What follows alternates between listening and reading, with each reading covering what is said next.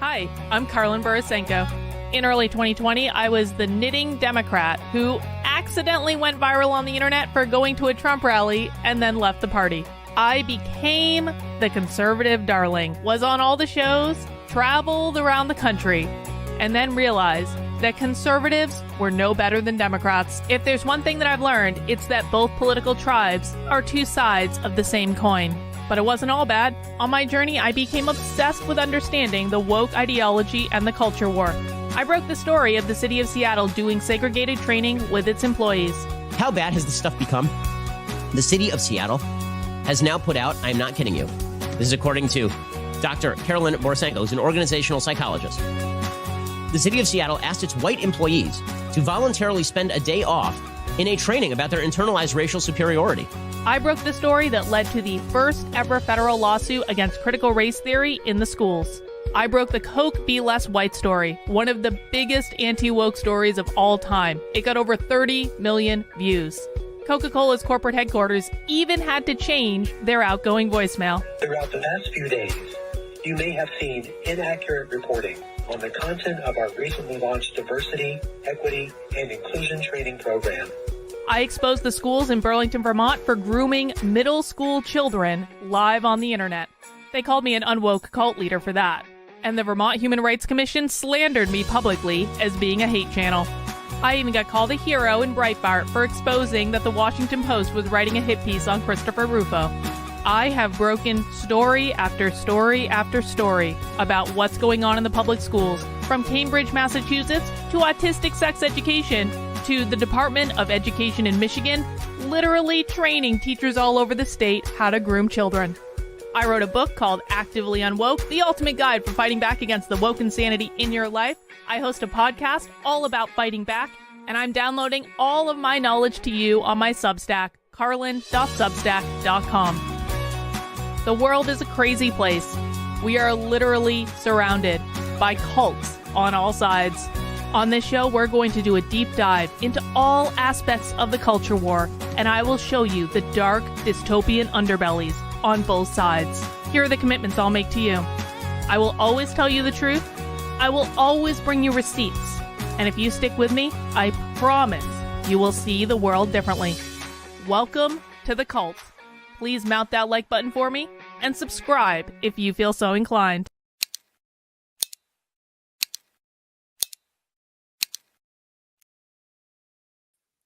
Well, hello everyone. Happy Thursday. Welcome to The Cult. The Cult is a show that I stream at 5 p.m. Eastern Time, Monday through Friday on this here YouTube channel, on Rumble, on Twitter, maybe other places if I feel so inclined, where we talk about all aspects of the culture war.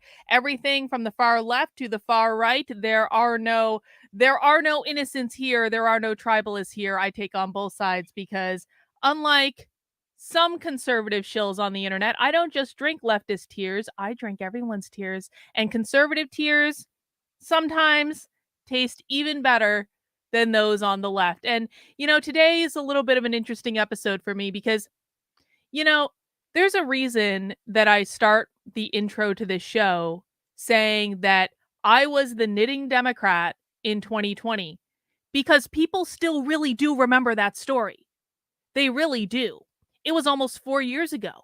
I started my red pill journey over 4 years ago now, because I started it in the fall of 2019. And for those who don't know my backstory, I feel like I've told this story a billion times at this point, but I'll give a quick too long didn't read, because you never know how many new people you have. For those who don't know my backstory, I was like a private person, never wanted to be on the internet in my life. I have my own organizational psychology practice. I was doing organizational training. I also happened to be a knitter in real life. And social justice took over my knitting community, and I became aware of it in the fall of 2019. And that kind of started me on a journey of questioning my entire belief system. I had been a Democrat my entire life. I grew up in Vermont. I voted for Bernie Sanders in every single election that I could vote for Bernie Sanders. But when I saw that the woke knitters were attacking people, vilifying people, trying to destroy people's businesses, it really made me have maybe I had a little bit of a midlife crisis. I became a YouTuber on my midlife crisis. What did you do on your midlife crisis? I became a fucking YouTuber. went and got a PhD, and then did YouTube for the rest of my life. How crazy is that? Anyway, so when social justice took over my knitting community, it really did cause me to question everything about my life, and I went down this journey of basically questioning everything that I thought was true, and that led me to a Donald Trump rally in February of 2020, and that led me to having a massive spell of cognitive dissonance where just everything that I believed I was true about the world melted away. And it wasn't just the Trump rally, it was like a 6-month process leading up to the Trump rally. I didn't just change my mind in one night. I changed my mind over the course of like 6 months. I came home, I wrote an essay about it on Medium. It's no longer on Medium because I got banned off Medium for saying pedophilia was bad. True story. But I put it up on Medium. I really didn't think anyone would ever read it. And within a week, 4 million people had. And then all of a sudden, I had all these people subscribe to my channel. And I went around all these shows. I was on Glenn Beck multiple times. I was on Dave Rubin's show multiple times. In fact, Dave Rubin was a very integral part of my red pill process, which is why I'm a little surprised about the situation that we find ourselves in today. But more on that in a second. I had a PragerU video. Biggest regret of my life doing a PragerU video, by the way, for a lot of reasons that I'm not going to get into today. I've talked about them previously. I basically toured with the Walkaway campaign for 6 months, going all over the country when no one was touring in 2020 because of COVID. We were going out every single weekend and doing rallies to try to get people to leave the left. Et cetera, et cetera, et cetera. Suffice it to say that like people still remember my story. And I still hear about it today. It was funny about like, what was it? Maybe it was like a year ago now. There was this new guy that appeared on Fox News that was like, I'm a Democrat that went to a Trump rally. And everyone was emailing me. They're like, Carlin, they found another Democrat that went to a Trump rally. And I was like, oh my God, thank God. I can retire. I am done being the Democrat that went to a Trump rally because, you know, today I've kind of gone through my political evolution. I have a really good idea of where I stand. I'm a libertarian. I'm an anarcho-capitalist. I think that both the left and the right are insane.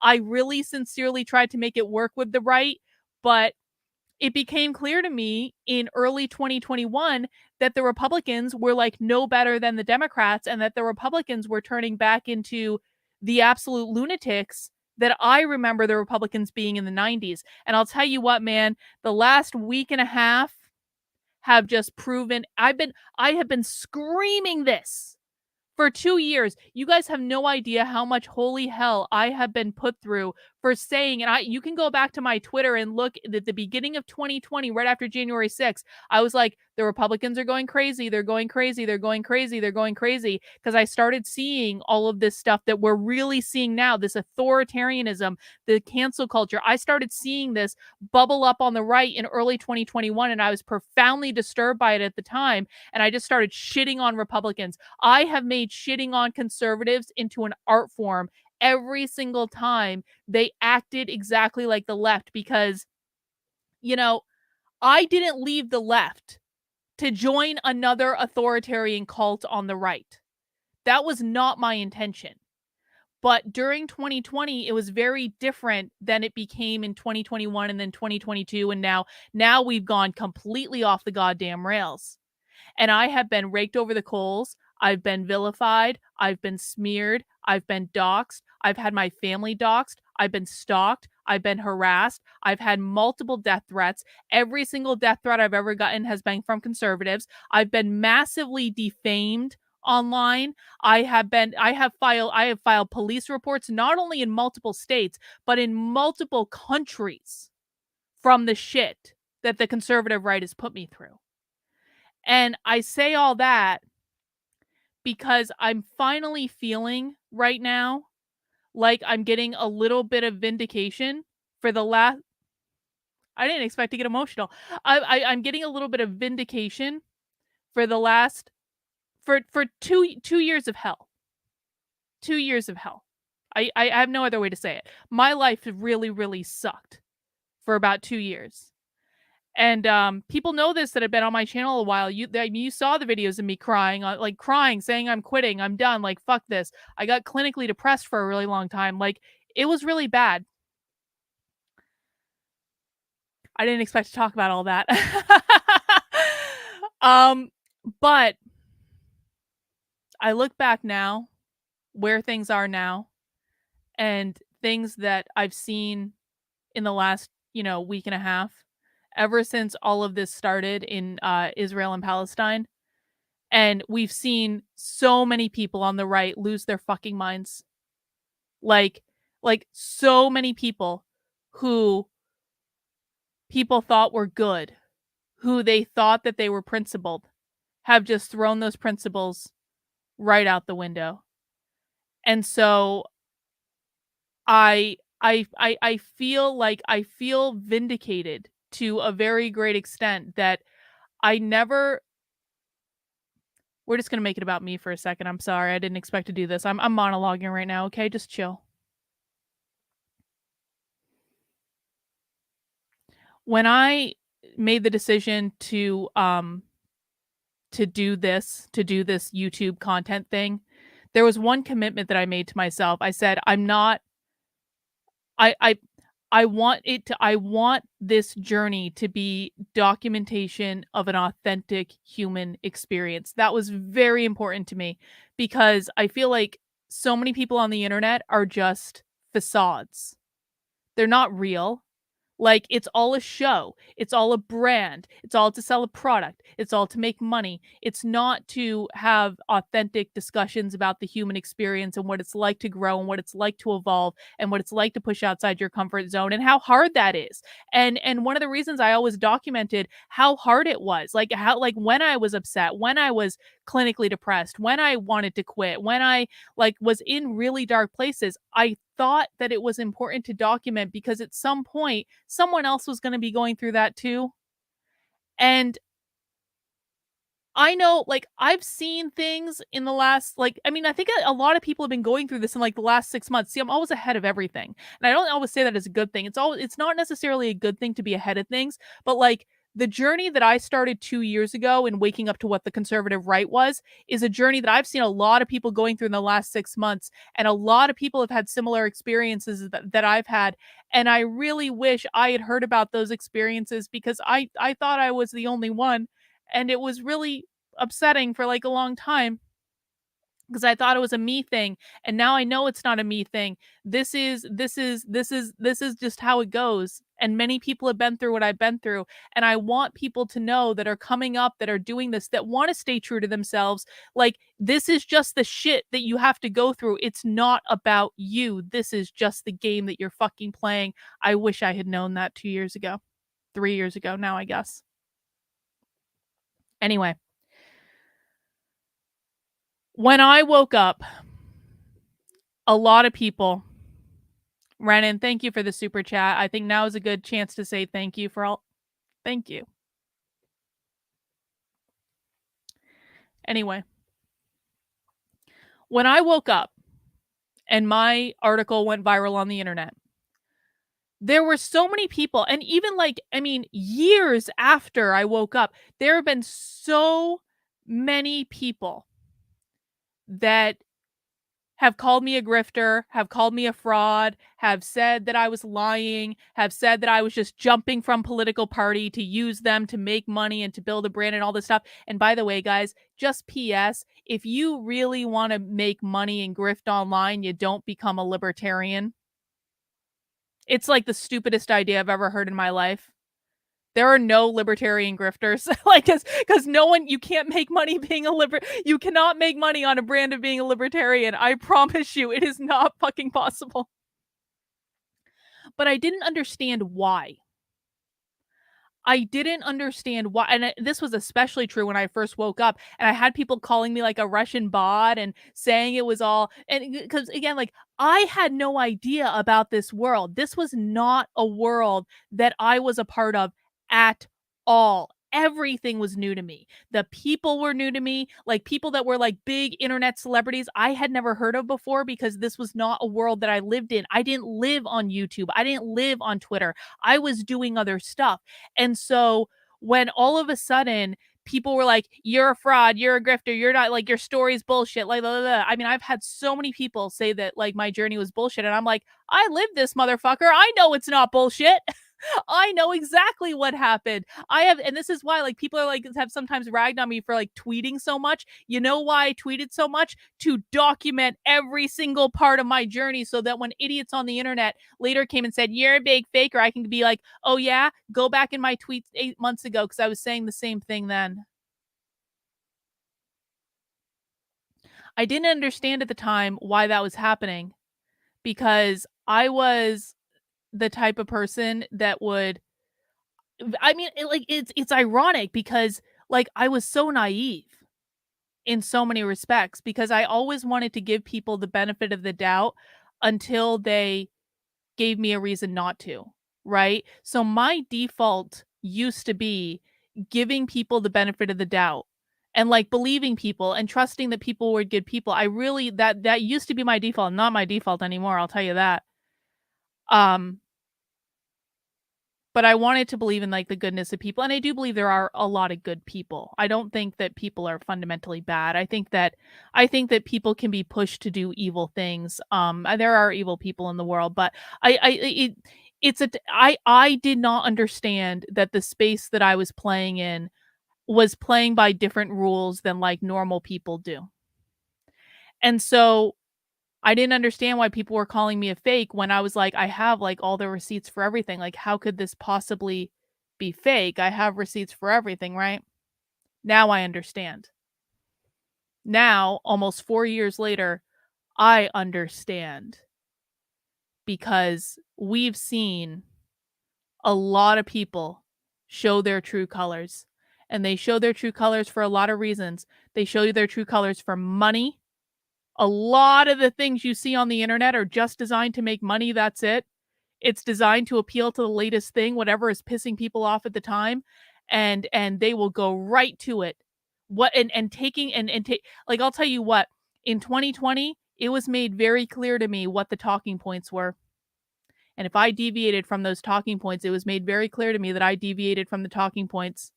And when I really got out on the outs with the conservative right is when I was really deviating from the talking points and basically saying, "Fuck you, I'm gonna say what I want." I understand why people think that people are fake now. I do. In some respects, it would be so much easier if I was. In some respects, it is so much easier to be fake than it is to document an authentic human experience.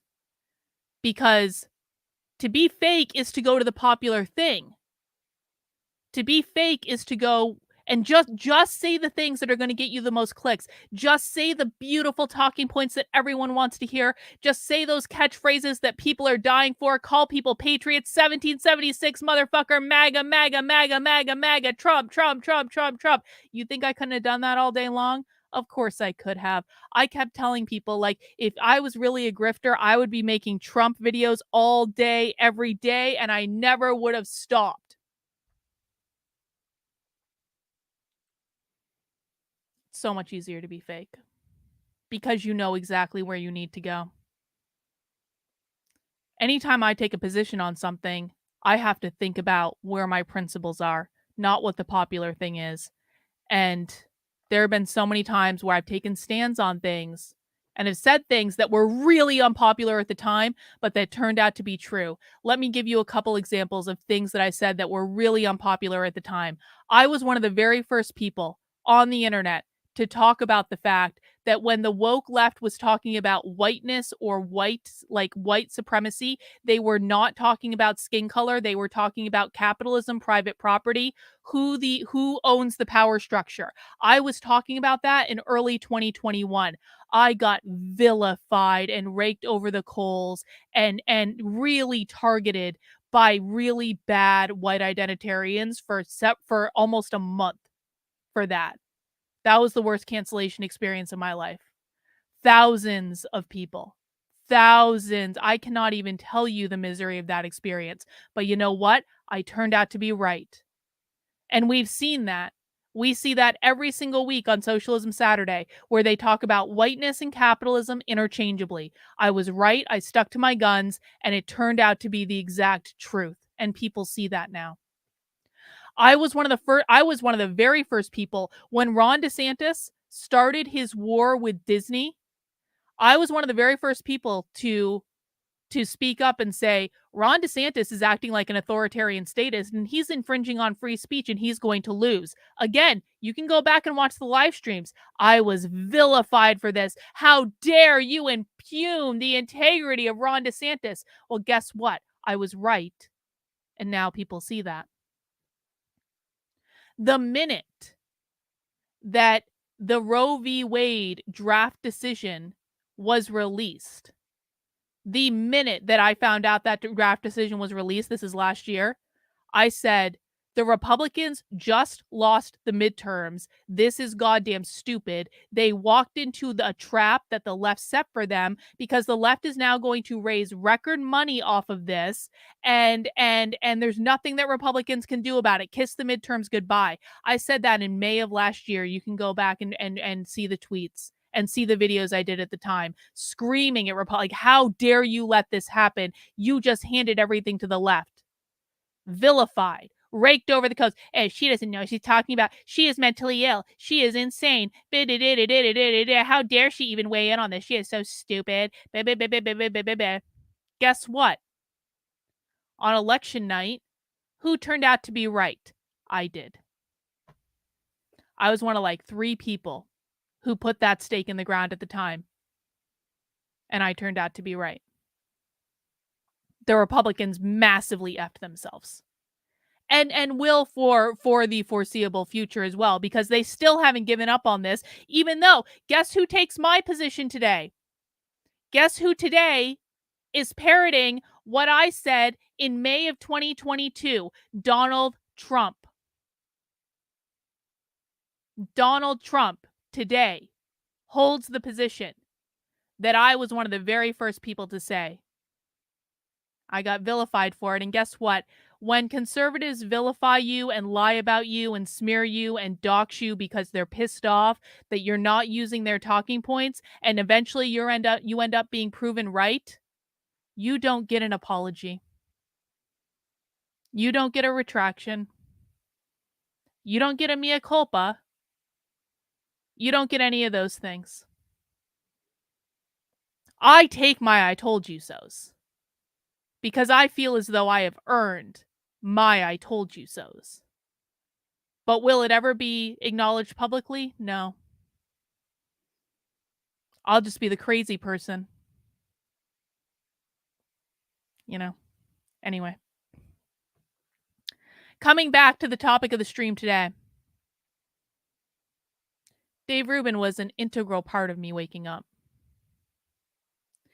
When my Trump rally article went viral, Dave Rubin was one of the first people to reach out to me. And he wanted me to come on his show. And I did. And I was on his show several times after that. And I think, at the time, I think I was actually like I was kind of like inspired by Dave Rubin. I really was, because he was someone that said the uncomfortable things when they were uncomfortable to say back then. And I really, really, really, really, really thought that it was real. And maybe it was at the time. I mean, you can't discount that people can go through a journey and then go back to their safe space of shilling for their tribe, right? But in the years since all this happened, and in the years since I became a libertarian and basically stopped doing all of the media stuff because it was just not worth it to me anymore.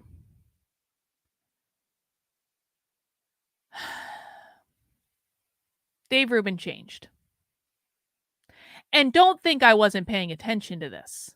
Now, people who are my longtime viewers know that I basically stopped watching other people's content around the beginning of 2021. I was trying to focus on what I was doing. I didn't want to deal with it. And it was just like too time consuming, and I just didn't want to be influenced by other people. So I stopped watching pretty much everyone's content. But every once in a while, people would like send me stuff because I had been on Dave's show and he had promoted me and my work and stuff like that. People would send me stuff and they'd say like, Carlin, what do you think about this? And I'd be like, the line I took with Dave Rubin was always and forever, he thinks he's doing the right thing. And I did genuinely believe that. I really did. And don't think I didn't hear the rumors. I heard that Joe Rogan wouldn't have Dave back on his show because he thought that Dave was a grifter that didn't really change, and so he thought he was fake and he wasn't going to have him back on his show because of it. And I was like, I think Dave did change, but I can understand why people might have that perspective, right? Dave Rubin is founder of Locals. I used to have, like, I was one of the like first like big communities on Locals. Fun fact, I really was. Like, I was on Locals before a lot of influencers were, and it was back when I was like, had my PragerU video and everything. So I actually built up like a 14,000 person community on Locals, and now I've moved it over to my Substack, or I'm in the process of moving it over to my Substack. My community is fucking great, by the way. If you want to join my community, sign up for my Substack or my Locals and come to our community Zoom calls. Like, my community on my Locals community, and now the Substack community that I'm expanding into, is like one of the best things to come out of 2020 for me. Just amazing group of people. They keep me sane. I think I keep them sane. Like, it is great. So I am truly and sincerely thankful for Dave Rubin founding Locals. I really am, because I utilized it in 2020 to build a community of people, and we're fucking awesome. Locals was founded as a free speech platform. The whole point of Locals is that tech censorship was rampant. People were getting banned off of Twitter. The reason I joined Locals originally is I had a Facebook group in which people were having discussions that, like, I kept getting dinged by Facebook. They were threatening to delete my group, and I was like, what do I do? What do I do? What do I do? And then Dave was like, join Locals. I was like, all right, I'll do it here. And that was how my Locals community started. And so I'm definitely very grateful for him starting Locals. And then Locals sold to Rumble. I was always skeptical of this, and I didn't really say it at the time. I said it internally in my community. I didn't like that Locals sold to Rumble because I don't think that Rumble is a good company. No offense to people watching on Rumble right now, and I know there are a lot of people watching on Rumble, and I do appreciate the people watching on Rumble. I really do. I think that something like Rumble is necessary. But Rumble as a streaming platform sucks. It sucks. It is like, just as someone who's doing this, that I don't have people like that do my streaming stuff when I do everything myself. Like, Rumble sucks. The user experience sucks. The platform sucks. Like I could go on and on and on for days about it. And so, because I know the external of Rumble, of like what it's like I can look at the company and say the company's fucking trash. Why is the company investing tens of millions of dollars in these content creators, but they can't even make a working goddamn platform and an app? Why?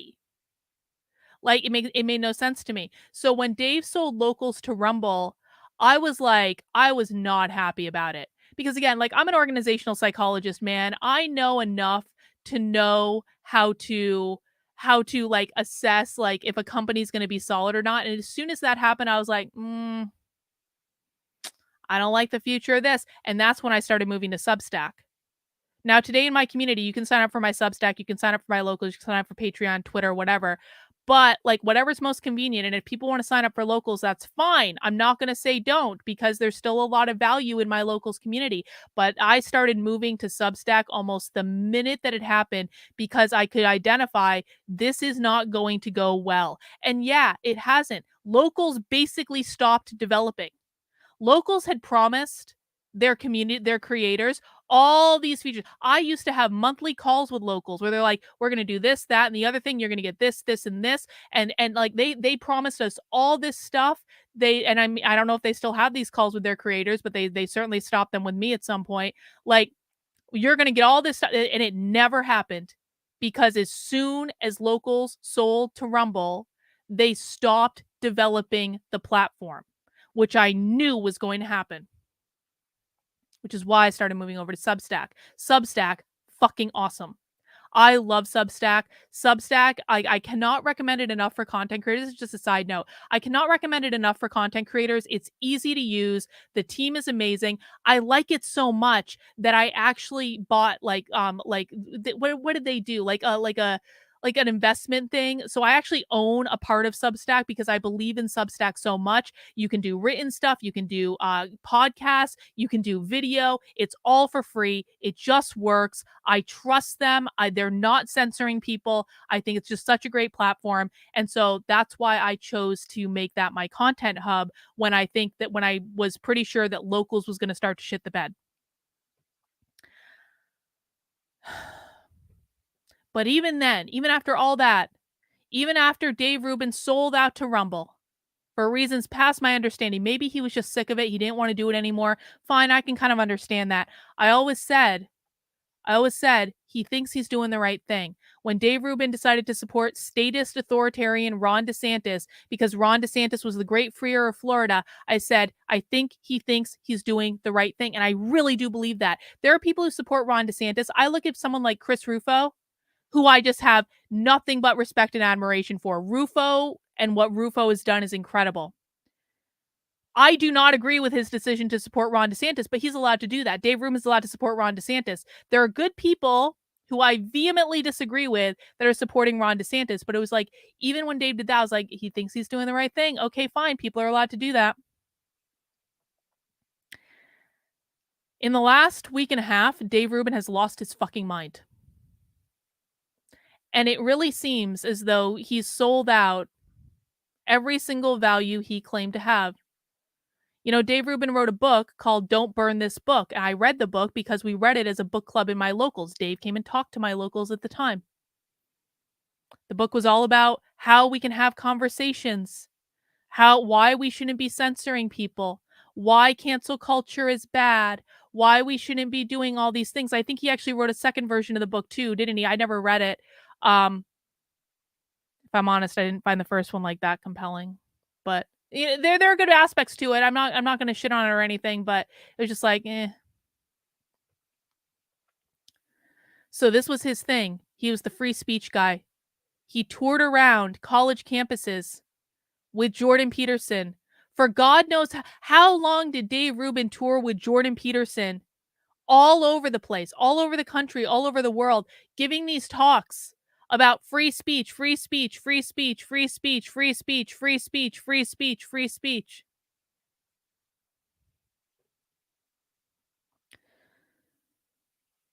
So because Dave Rubin built his brand around being the free speech guy, I was, well, more than a little disappointed with some news that I got yesterday.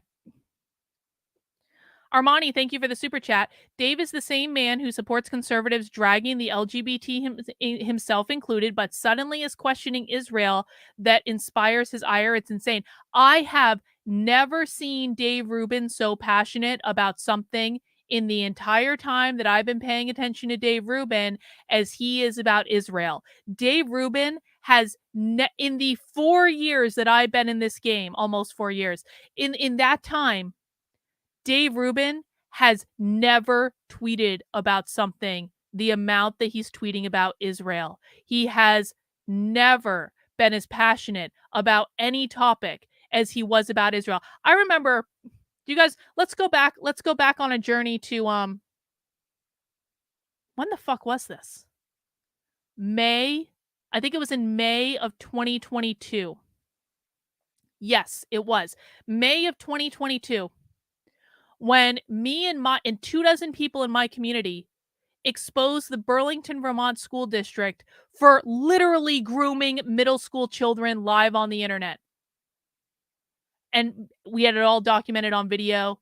It was a big old thing. Ben Shapiro fucking stole my journalism and pretended he found it. Fox News fucking stole my journalism and pretended they found it. They reported on all of this. It all came from me and my community and 24 people who worked over the weekend to figure out what the hell was going on in the Burlington, Vermont school districts after we were the ones that discovered it when no one else was. This school district was grooming children, middle school children, 12-year-olds live on the internet. And we were the only ones that found it. Anyway, I remember I did a whole Twitter thread about this. This is one of the most absurd things you've ever seen in your life. Yes, Sin, you did work on it. A lot of people in my community worked on it. I sent that Twitter thread to Dave Rubin via text message. If you're going to be outraged at something, I would think being outraged at guidance counselors convincing fifth graders, fifth grade, 10 years old, that they're trans would be something to be outraged about. Now, to Dave's credit, he did retweet it for me, but there was no outrage. There was no passion. It was just like, this is a crazy thread. And that's fine. That's fine. You know, sometimes that's all it requires. But I was thinking about that today when I was like, I gave you an instance of literal children being groomed live on the internet, and there was no outrage, there was no passion, there was no urgency, there was no nothing. But you're tweeting 75 times a day about fucking Israel. That tells you where his priorities lie, doesn't it? Beth, thank you for the super chat. Dave Rubin and Jordan Peterson toured together for years. I wonder if Dr. Peterson is going to call him on this. I hope so, and it's inexcusable. Well, he seems to be doing the same thing, though, Beth. Jordan Peterson's... I unfollowed Jordan Peterson on Twitter this week. Like, he seems to be doing the same, and he's been weird for a while. He's been weird ever since he joined the Daily Wire, if we're honest about it. So, Dave Rubin, the free speech guy, right?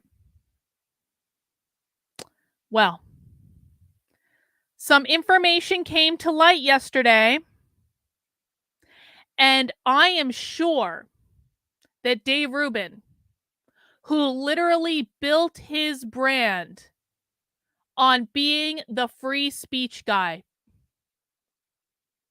I am sure that the information that I have stumbled upon, just, it can't be true. It can't be true. It can't be. Now, in order to introduce you to this information, I want to watch a clip from my internet boyfriend, Nick Fuentes. If you don't know what I'm referring to, don't worry about it. You know, I happened to be up last night, and I had Nick's show on because I'm enjoying Nick's commentary on the Israel-Palestine situation. I think that he's doing the most unique and fucking nuanced commentary about the situation on the internet. He's not being hateful. He's not being anti-Semitic. He's not being evil. He's not being any of these things. He's actually telling the truth, truths that a lot of people don't want to hear. And so I was up watching Nick's show last night, and there's just a little clip that I just want to play real quick, just real quick, super short. Do I have the sound up? Yes, I do. Let's get the super chat from Kino first. After Vermont, I went all in as a subscriber, and I would dare say grew into a friendship. Thanks for all you do. Here's to many more stories. Cheers. Yeah, Kino worked on that Vermont story. A lot of people did. I appreciate that, Kino. Thank you. So let me just play this clip, and then we're going to talk about it. And I got a tip earlier from somebody today. I'm not going to say who, but I got a tip that Dave Rubin, who you may know, Rubin Report, he's with DeSantis, who's a gay Jew. Dave Rubin is going around and calling people and trying to get certain conservatives fired from their job because they took the wrong position on Israel. This is a guy who, for years, his whole position was, I may be a liberal, but we ought to be able to have a conversation. This is just amazing. We get to have right and left people are having a conversation. Isn't this crazy? Don't burn this book. He says, don't burn this book. Let the right and the left talk. Now he's picking up the phone and saying, oy vey, shut it down. Get him fired from his job. He's an anti-Semite. He's anti-Semitic. Get him fired. And all right, before we go into it, can we just acknowledge that there is nothing like more adorable in this universe than Nick Fuentes doing that accent? I'm just saying, it's the truth. That cracked me up. But I do find the content of what Nick is saying to be a little bit shocking. Now now Nick Fuentes definitely didn't get this tip from me. It definitely didn't come from me. I don't know where Nick Fuentes got this information from, but I know that I was frankly shocked at the idea that Dave Rubin might be calling people's employers demanding they be fired for not taking the right narrative for Israel.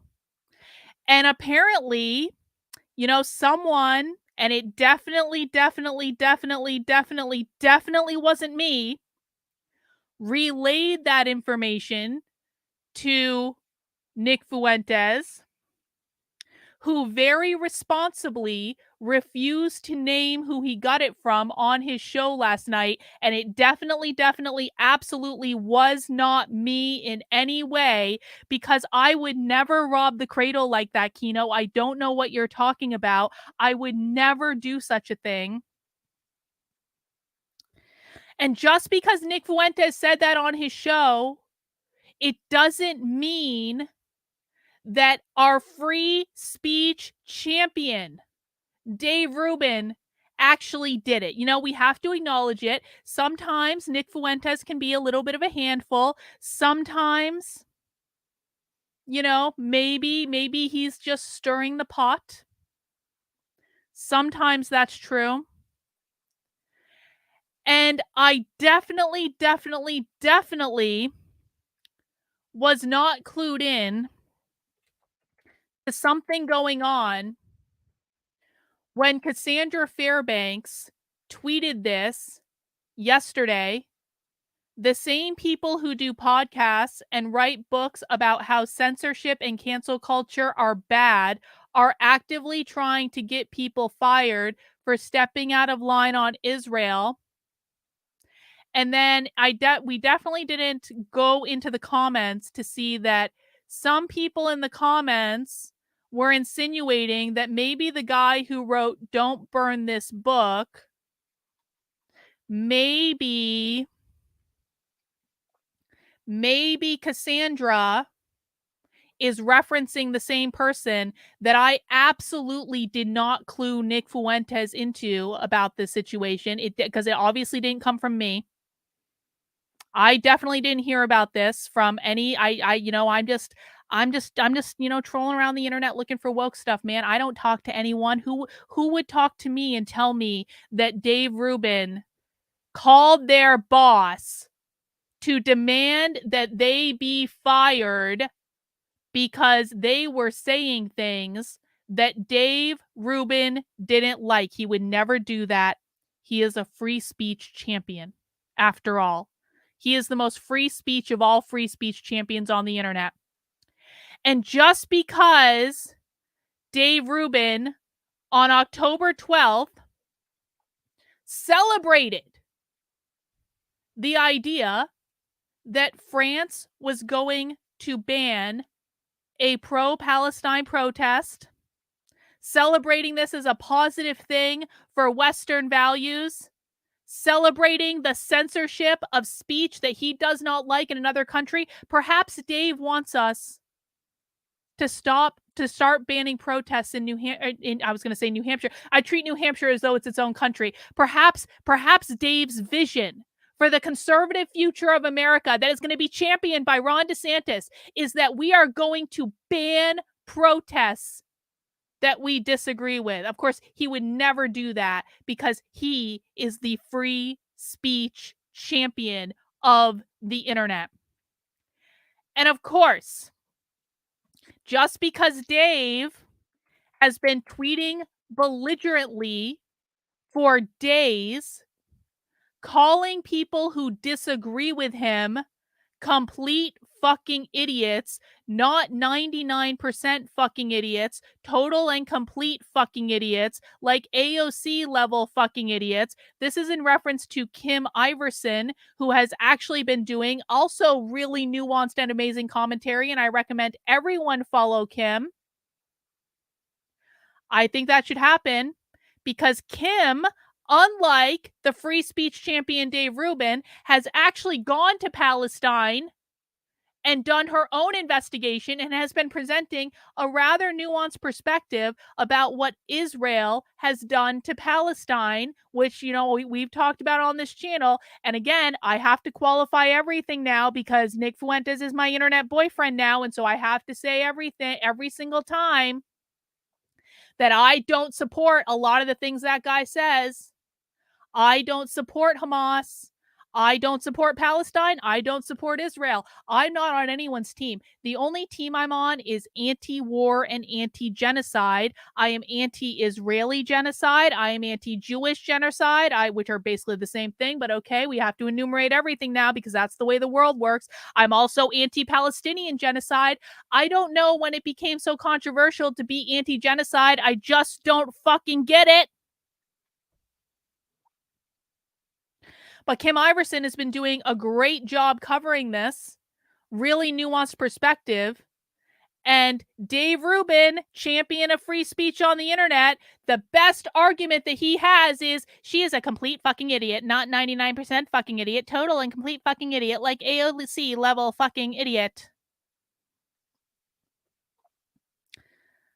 And just because Dave Rubin would call for the arrest and deportation of peaceful protesters in the Capitol doesn't mean that he's calling people's bosses and demanding they were fired. I mean, it is a very Democrat thing, isn't it? Maybe Dave Rubin, it really is going back to his leftist roots, because I'm old enough to remember January 6th because I was there, unlike Dave Rubin.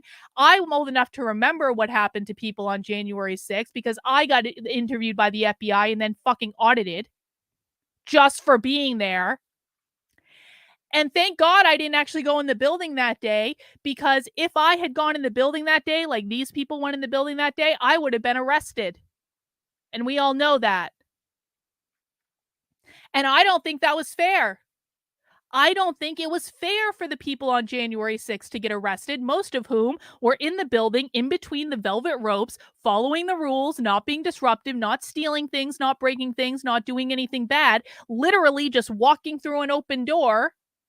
And those people get arrested and those people spend time in jail and horrible things have happened to a lot of those people. I don't think that what has happened to the January 6th protesters has been good. And it's not just because I was this close to being among their ranks. It's because it's unethical and this is America and you should be able to say what you want to and peacefully protest if you want to.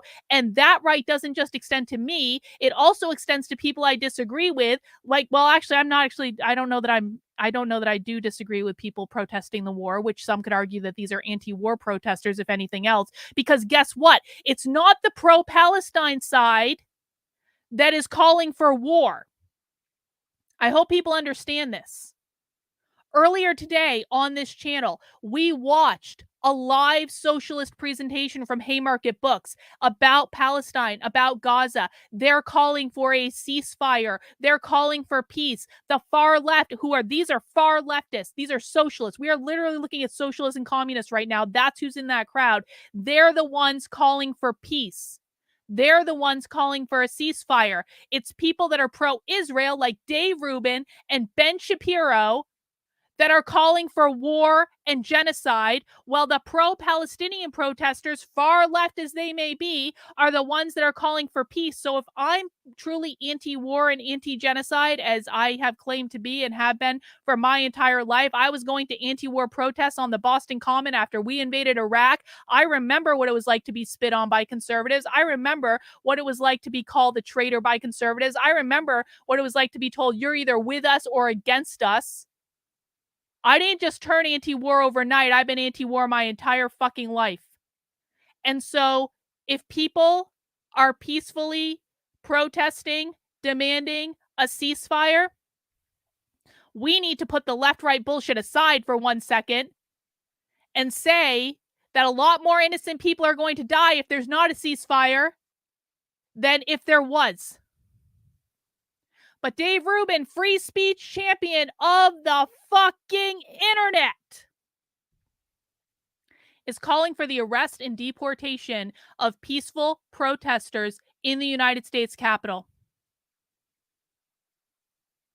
But I'm sure he would never, ever, ever, ever, ever call someone's boss and demand they be fired.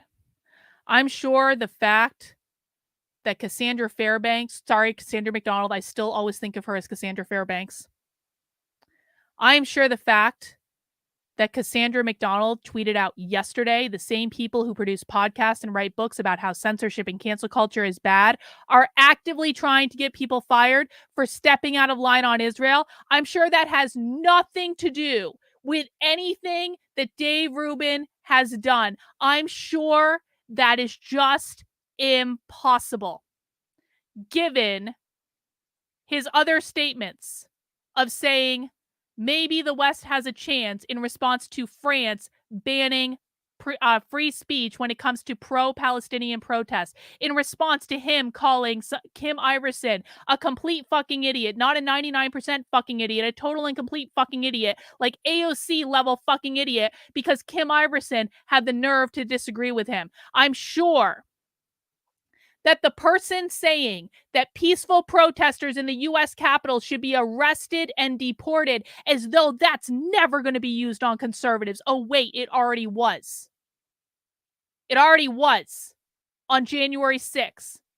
It already was used against conservatives, but apparently some people, including the free speech champion of the fucking internet, have learned nothing. We need to arrest and deport them. Now, Dave absolutely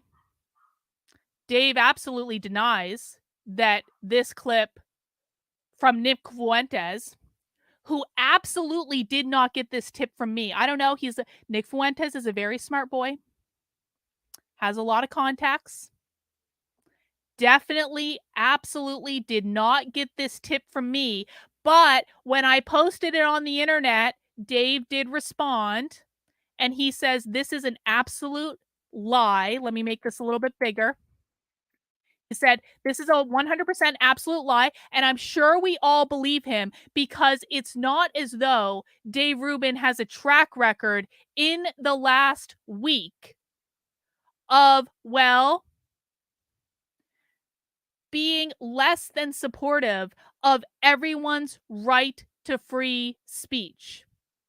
I am sure this is just a really, really, really big misunderstanding. Dave Rubin is, and I responded that way. I said, Dave, you know what? You're saying this is a lie. I believe you. I'm sure it's a lie. After all, the only way to defend free speech for everyone is to defend the right of speech for people we disagree with. I know, Dave, that you would never call for the arrest and deportation for people peacefully protesting with speech you disagree with, because, you know, Dave, just like the ACL, and of course, like I tweeted this early in the morning, so there were typos in the tweet. You guys know what I'm saying. Just like the ACLU used to work for people like the Nazis and the KKK to defend their right for free speech before they went woke. Like, we need to go back to those old values of the ACLU, don't we, Dave? To say that I don't care if you disagree with me. The only speech that needs to be protected is speech that people find offensive. And if you protect the most offensive speech, you're protecting speech for everyone. This used to be what the ACLU stood for, not anymore. But I believe you, Dave, absolutely. Just because you've called for the arrest and deportation of peaceful protesters, just because you've cheered on the censorship of speech in France, just because you have been going after and being an epic asshole to Kim Iverson for the past week and a half, I am sure that what Nick Fuentes said, a tip that he absolutely did not get from me in any way, I am sure that you're completely right, and it was all just a lie. After all, Nick Fuentes, he's incorrigible. It's a little bit of a handful. So then Dave said, hang on. So then why would you share the clip without asking me first? Well, I found this to be a little surprising, because I haven't spoken to Dave Rubin in like 2 fucking years. So why would I proactively reach out and ask his permission to do something on the internet? I'm just a little bit confused about why I need to seek Dave Rubin's permission to do anything when I haven't spoken to him in like 2 years. But that's water under the, sometimes people lose touch and it's just the way it goes. And sometimes they get back in touch when people expose inconvenient information about them on the internet because they've lost their roots and they've forgotten their principles and they've forgotten what they stand for. And sometimes, people can come back together. And so instead of answering Dave's question and saying, like a little brat, like, why, like, I haven't spoken to you in 2 years, I don't need to ask your permission, I said, well, Dave, you know what's rather interesting?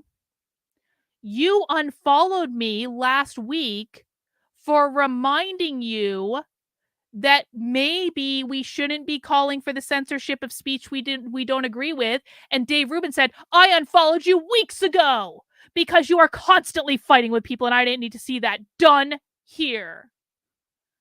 As though I'm going to allow Dave Rubin to get the last word. I think it's funny because Dave Rubin really did follow me up until like last week. Now, I've had a lot of fights on the internet. I've had a lot of battles on the internet. I mean, basically the entirety of 2022 was one giant Twitter fight. And yet Dave still followed me the entire time. Who was I fighting a few weeks ago on the internet?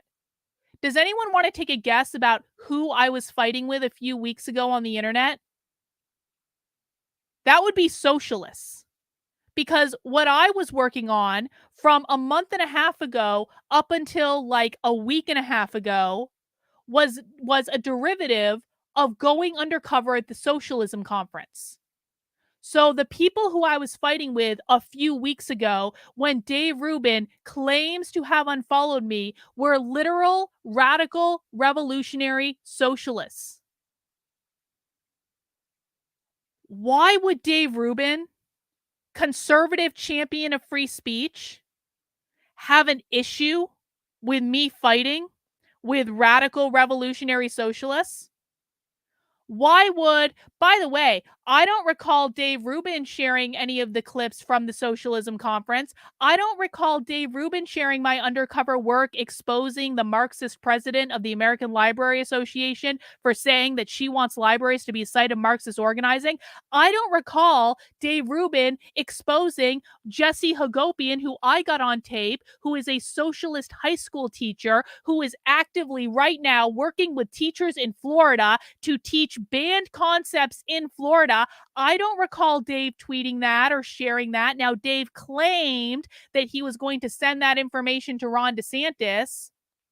It's not like I have evidence that the laws in Florida are being broken by radical revolutionary socialists right now. Oh, wait, I do.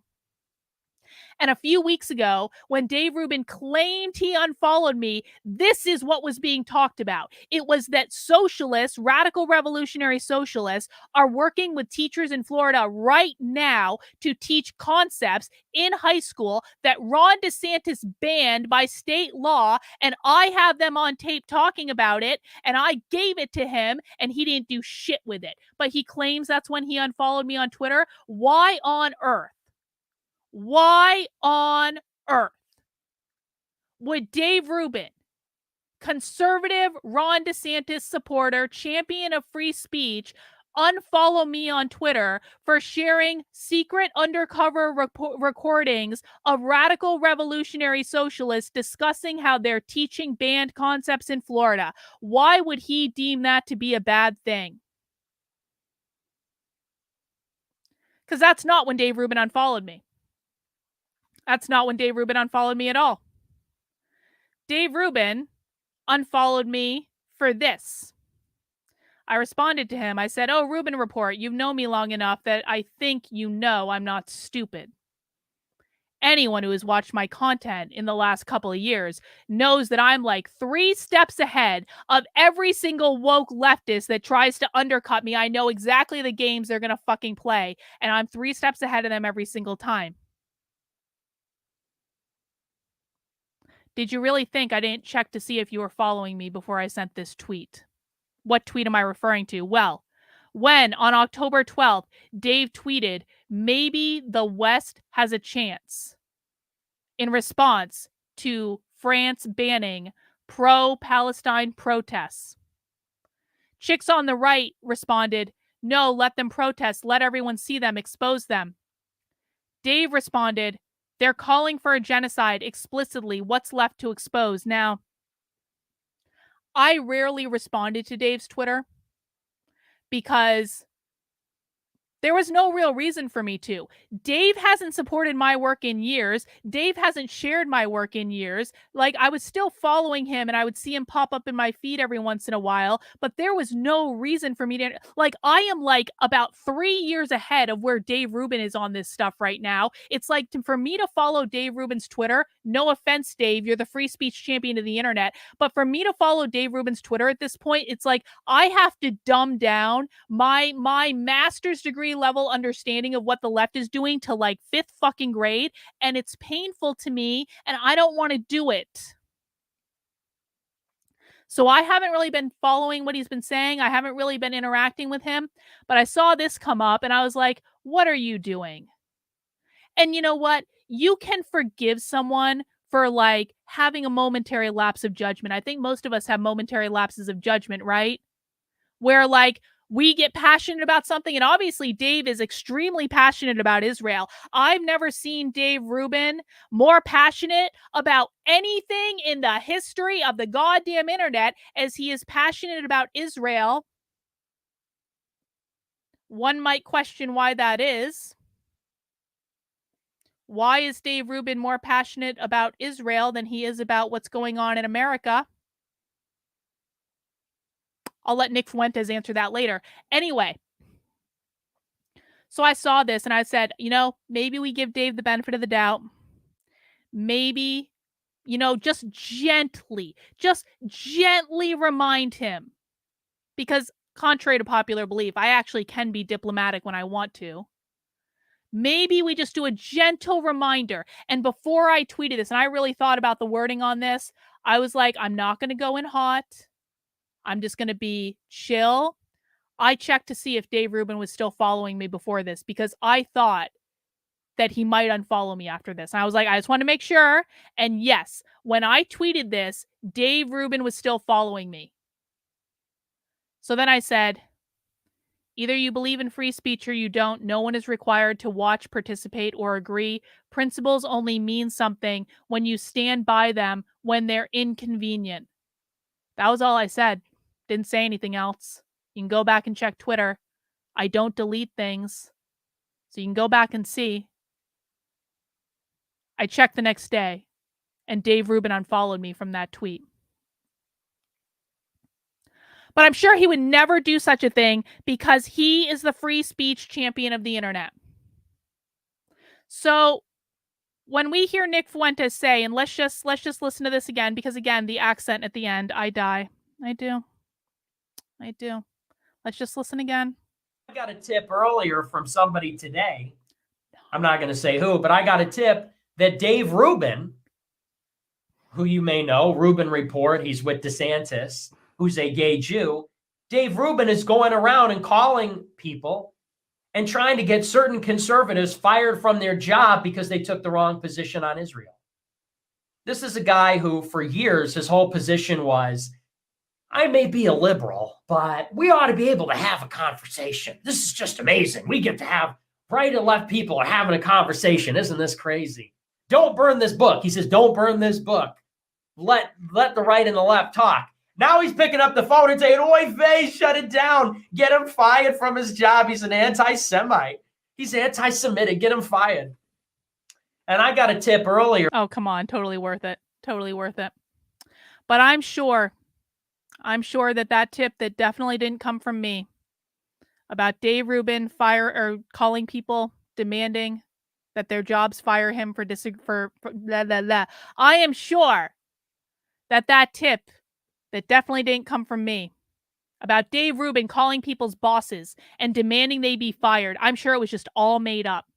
I'm sure that what Nick Fuentes said on his show definitely is completely unrelated to Cassandra McDonald tweeting yesterday, the same people who do podcasts and write books about how censorship and cancel culture is bad are actively trying to get people fired for stepping out of line on Israel. I'm sure these two things are completely unrelated. Just like they're unrelated to Dave saying that maybe the West has a chance for France banning pro-Palestine protests, just like they're unrelated to him losing his fucking shit on a woman who is doing nuanced analysis, just like it has nothing to do with the fact that he's calling for the arrest and deportation of peaceful protesters. And just like it has nothing to do with the fact that he unfollowed me on Twitter for saying either you believe in free speech or you don't. No one is required to watch, participate, or agree. Principles only mean something when you stand by them, when they're inconvenient. I am sure that none of these things, it's just coincidence. Sometimes things just happen at the same time, and it's just, they're completely unrelated, and it just happens to fall that way. But there's one more tweet here that we haven't talked about yet, and that's this one. Because Dave Rubin is definitely not the only conservative calling for people to be fired, because Ben Shapiro just the other day tweeted exactly the same thing. If you work in media and uncritically reflexively parrot the genocidal Jew-hating terrorist liars Hamas, you should be fired. And then this mystery account that definitely isn't Nick Fuentes. Nick Fuentes is banned on Twitter. He would never create a sock account to be able to reply to people. So this mystery person, Autumn Groiper, tweeted, if you work in American media and you are more loyal to Israel than America, you should be fired. I mean, some might say that's infringing on free speech too. Definitely not Nick Fuentes, but that's a different problem for a different day. I think it's interesting that Dave Rubin's best friend, Ben Shapiro, is calling for the firing of all the genocidal Jew-hating terrorists that dare to question his narrative on Israel. It seems to me that the free speech champions of the intellectual dark web, because isn't that how Dave and Ben really got famous, right? They were the free speech champions of the IDW. They were just having polite conversations, doing all these podcasts together, talking about how speech is great for everyone.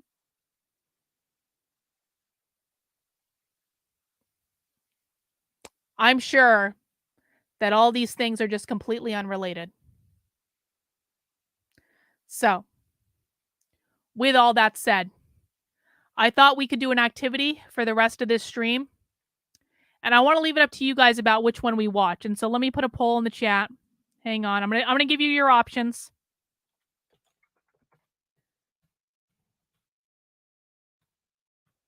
Okay, hang on. So there are two options for our poll, and I'm sorry, Rumble, this is only going to be on YouTube. There are two options for things we're going to watch today. Now, the first one is something that a couple of people sent to me, and this is from a week ago. So it's a week old. And this is a show with Glenn Beck, Ben Shapiro, and Dave Rubin all losing their shit over what's going on in Israel. And this is what I was originally going to watch, okay? Just to get an idea of where all three of them stand, because I thought it was convenient. You know, again, Dave Rubin and Ben Shapiro, BFFs. Let's see where they stand, right? But then right before this show started, I realized that Dave Rubin today did a stream with Ben Shapiro, debunking Media Israel's lies with co-host Ben Shapiro. This is from today. So our options are Glenn Beck with the two of them from a week ago, or Dave Rubin and Ben Shapiro today. So of course, a week ago, it's going to be different, dealing with different information than we have today. Today's going to be the most current one, but it doesn't have Glenn Beck, and maybe it won't. I don't know. I don't know what happened today. I have no idea. I don't know what happened on either of these shows. So let me know in the chat. They're both about the same length, Bot. They're both about 40 minutes long. 40, 45, 40. I think it's 50 minutes long. Actually, let me check. 50 minutes. Yeah, they're both 50 minutes long, 50. So let me know which one you want me to watch in the chat. And while you guys are voting, I do just want to remind everyone to mount the like button for me. I stream Monday through Friday at 5 p.m.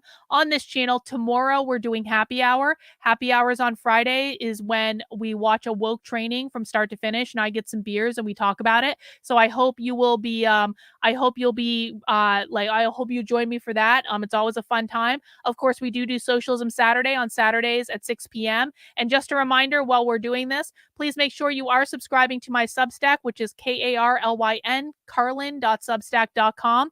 I just posted a new piece before this with clips from a training that we watched on Monday, either late last week or early this week. I forget. This week has already flown by. It might have actually been on Tuesday.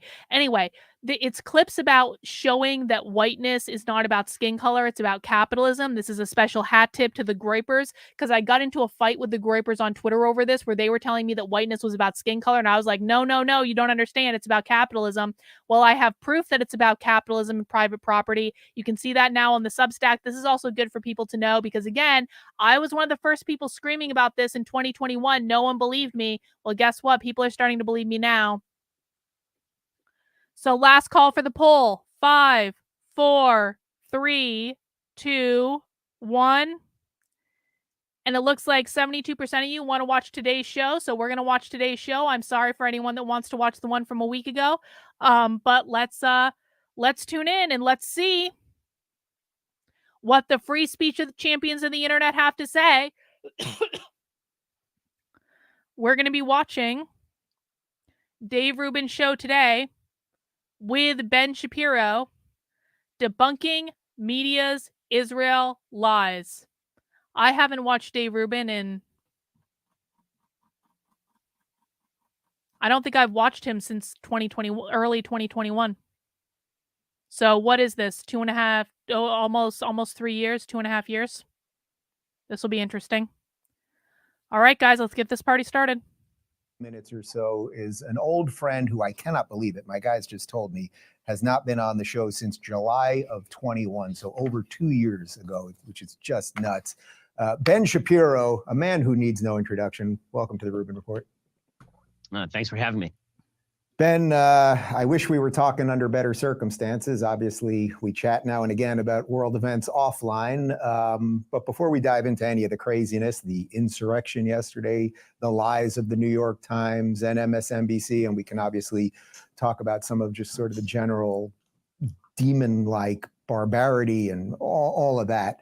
I guess, man, how are you doing? How are you doing? You know, people have been asking me that for the last couple of weeks, and my usual answer is irrelevant question. I mean, everybody's doing horrible. I mean, that's the answer. I mean, we have lots of friends and family in harm's way. Many of our friends and family in Israel have spent the last 2 weeks doing nothing but Shiva calls. People who have been trying to raise resources for new orphans, new widows. People who have been sifting through the actual. I just want to pause and say, I want everyone to just listen, I'm not the praying type. I'm the meditation type. I'm the type that I send loving and healing energy and stuff like that. So whether you do prayer or meditation or whatever, please send positive love, energy, thoughts to both people in Israel and in Palestine. Because again, I'm not on either side here. I am not on either side. I think there's a lot of suffering going on. And I think there's more of a likelihood at this point that there's going to be a Palestinian genocide than a Jewish genocide. But I am anti-genocide on both sides. And I think there are a lot of people that are suffering right now, and they can use probably all the love and healing energy that they can get. So, wreckage at many of these sites around the Gaza envelope, where they're still finding bits of bone from children. So yeah, I mean, it's been an incredibly difficult time for everybody. You know, we're lucky in the sense that, you know, we're safe and our kids are fine. But the fact is that even the upsurge in sort of open-faced anti-Semitism around the world is pretty threatening to pretty much everybody that I know and interact with. And what is Ben Shapiro's definition of anti-Semitism? Because Ben Shapiro is calling anyone who doesn't overtly agree with him a Jew hater. Hang on, I'm going to turn my microphone volume down a little bit, and I'm going to turn my personal volume up a little bit because Ben Shapiro's a little quiet for me. But I really want to know, what is Ben Shapiro's definition of anti-Semite? because anything less than a full-throated defense of like Israel is the best nation and is totally allowed to genocide the Palestinian people, like that really seems to be like the qualification for not being an anti-Semite right now. And it's been disturbing to say the least. I did not think this is something I would see in my lifetime, and certainly not something my parents thought that they would see within their lifetime. It's the worst attack on Jews since the Holocaust, and the response has been pretty. I think it's been a pretty good rebuttal to the idea of never again. There are a lot of people who, when they say never again, really what they mean is sure again, just as long as I can avoid culpability. So how do you gauge how much actual hate there is? Because my general feeling, and it's hard to quantify this obviously, is that actually most of America, most of the Western world, most of civilized people, they stand with Israel. They want Jews to be equal citizens in their countries, like all of the things that America has been about. Yet there is this Civilized ridiculously people. vocal minority. Civilized people. So civilized people can't disagree with you, Dave? Is that what you're saying? You're allowed to disagree with me, but if you do disagree with me, you are an uncivilized mongrel. Is that what I'm hearing, bro? It comes from something we used to call the regressive left years ago, and it's born out of the woke stuff. And now we have the Hamas caucus and all that, and they're loud. And we're going to show some video of what they were up to yesterday. But I don't think it represents most people. But it does. That's not to diminish the threat and the institutional power that it has. But how do you gauge that versus just the average person who's confused about the issues or refuses to take a stand, that kind of thing? I mean, I think that really there's sort of four categories here. So category one is the Hamas caucus and its followers, and that is a small but incredibly vocal minority, disproportionately represented in certain places in the United States, like Dearborn, Michigan, obviously, where they had mass rallies in favor of. Let me just be very, very clear, because I know I should make a t-shirt that says uncivilized. That's a great idea, bot. Let me just be very clear here. I do not support Hamas in any single way. I think Hamas, I have to qualify everything now. I think Hamas is a terrorist organization. I think Israel has the right to defend itself. I think Israel has the full right to take out Hamas if it wants to. I would just really prefer if they were bombing just a few less innocent people while they were doing it. Israel dropped over 6,000 bombs on Gaza in the first week alone. So I don't really care whether or not Israel did or did not bomb this hospital. I still think they did. But I might be proven wrong on that, but it's actually beside the point, because since this started, Israel has killed a metric ton of innocent Palestinians because they're dropping thousands of bombs on Gaza, including in South Gaza, where they told the Palestinians to go. And those of us, like I'm old enough to remember a couple days ago when Israel issued the orders that everyone had to leave North Gaza. And I was like, they're going to genocide them. They're going to genocide them. They're going to genocide them. This is the start of the genocide. I was like, hang on to your hats, folks. It was about to get started. And everyone was like, no, Carlin. No, this isn't the start of the genocide. They just want them to leave the north so that they can get Hamas. They just wanted them to leave so that they could be safe. Smart Palestinians are going to leave the north so they can be safe. And then what happened? Does anyone know? Oh, Israel started bombing South Gaza. They've been dropping bombs in the south where they told the Palestinians to go. But obviously, I am just an uncivilized mongrel because I don't agree with Dave Rubin and Ben Shapiro's interpretation. From Hamas. Category two is people who just don't know anything. And really don't follow this sort of stuff. And so they just tend to believe whatever the media tells them. And the easiest off-ramp for them is cycle of violence, don't know what's happening, is an intractable conflict, will remain an intractable conflict, don't care, hands up, whatever. That's group number two. I would say that group is, moderately sized because a lot of Americans don't follow international affairs all that much. Group three are people who are innately sympathetic to the state of Israel and its fight against Islamic terrorism, but who are questionable in whether they will actually allow Israel to do what it needs to do to defend itself. And that is a larger group. I would say that group is, again, a lot of Democrats who are showing right now that they're pro-Israel, but the question... What Ben Shapiro means when he says do what Israel needs to do to defend itself, he means genocide the Palestinian people. I hope everyone's clear on that. And if you want a definition, you can go look up the UN definition, which fits perfectly with exactly what Israel is doing in Palestine right now. Is for how long? until what? Until Israel actually has to take the sorts of actions that do result in more death in the Gaza Strip, until Israel has to bomb the tunnel systems that are being shielded with civilians. And so for how long is the question for that group. And then there's the fourth group, which is, I think, still the largest group in the United States. Is certainly the largest group in the Republican Party. And that group are people who say, yeah, Israel is fighting an existential, evil terrorist force. And it needs that Israel should be given full leeway to do whatever it needs to do to rid the world of these pieces of human debris. So, if I had to break those down percentage-wise, I would say that like the number of people who are in the full pro-Hamas camp is somewhere between 5 and 10% of the American population. The group of people who are in the full pro-Israel camp is probably 35% of the American population. So that's 45% together. So now we have to split up the other 55% between the people who just don't know and the people who know but are kind of wishy-washy. I would say that the people who just don't know, of that 55%, probably 25% people who just don't know enough, don't care enough, don't want to pay attention to it. And 30% are in the sort of wavering category, pro-Israel, but could fall off the wagon in any moment, which means that if my stats are correct, and this is kind of what the stats are showing right now, basically 2/3 of the American population is pro-Israel. Notice that Ben doesn't leave any leeway at all for people who are not fucking tribalists. People who think that both sides are insane and both sides have problems and both sides are not one to like, we don't want to join a team. Ben Shapiro literally leaves 0% for people like us. Isn't that telling?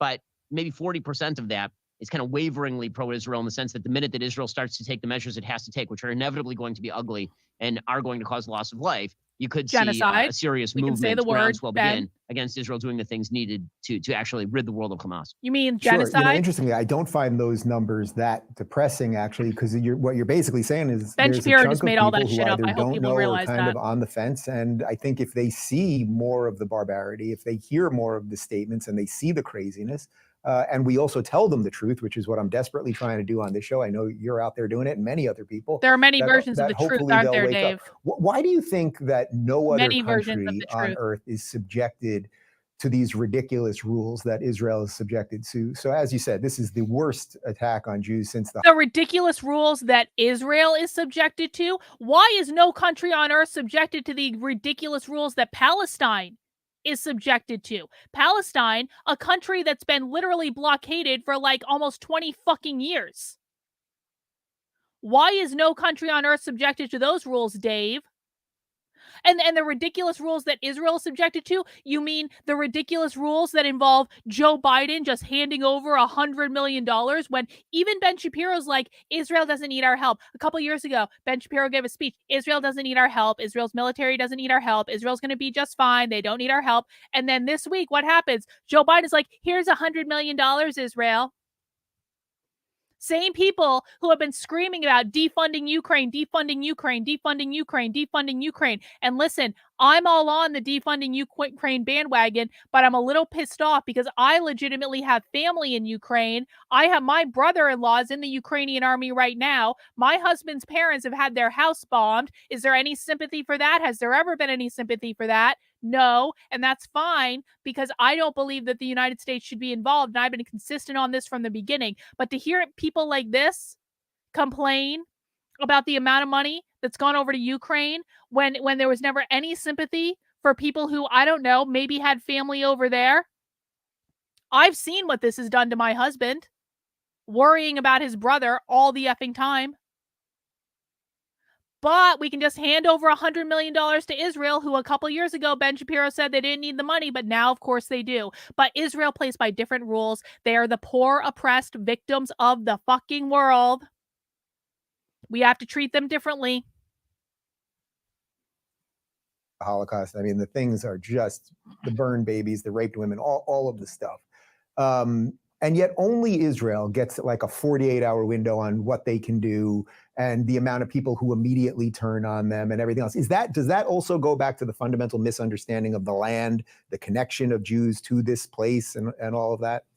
So I think there are a bunch of reasons for it. I think number one, obviously there's a really thorough undercurrent of anti-Semitism to the idea that the Jews don't have the ability or the power or shouldn't have the ability or power to defend themselves from monstrous Jew-hating genocidal terrorists. Like that is pretty obvious. If at this point... Has anyone actually heard anyone say that Israel should not be allowed to defend themselves against Hamas?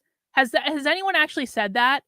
because again, I've been listening to my internet boyfriend Nick Fuentes an awful lot in the past week and a half, and even Nick Fuentes has said flat out, explicitly, Israel has the right to defend itself. So is there anyone saying this, or is Ben Shapiro literally just making shit up because it aligns with his victim narrative that he wants to sell?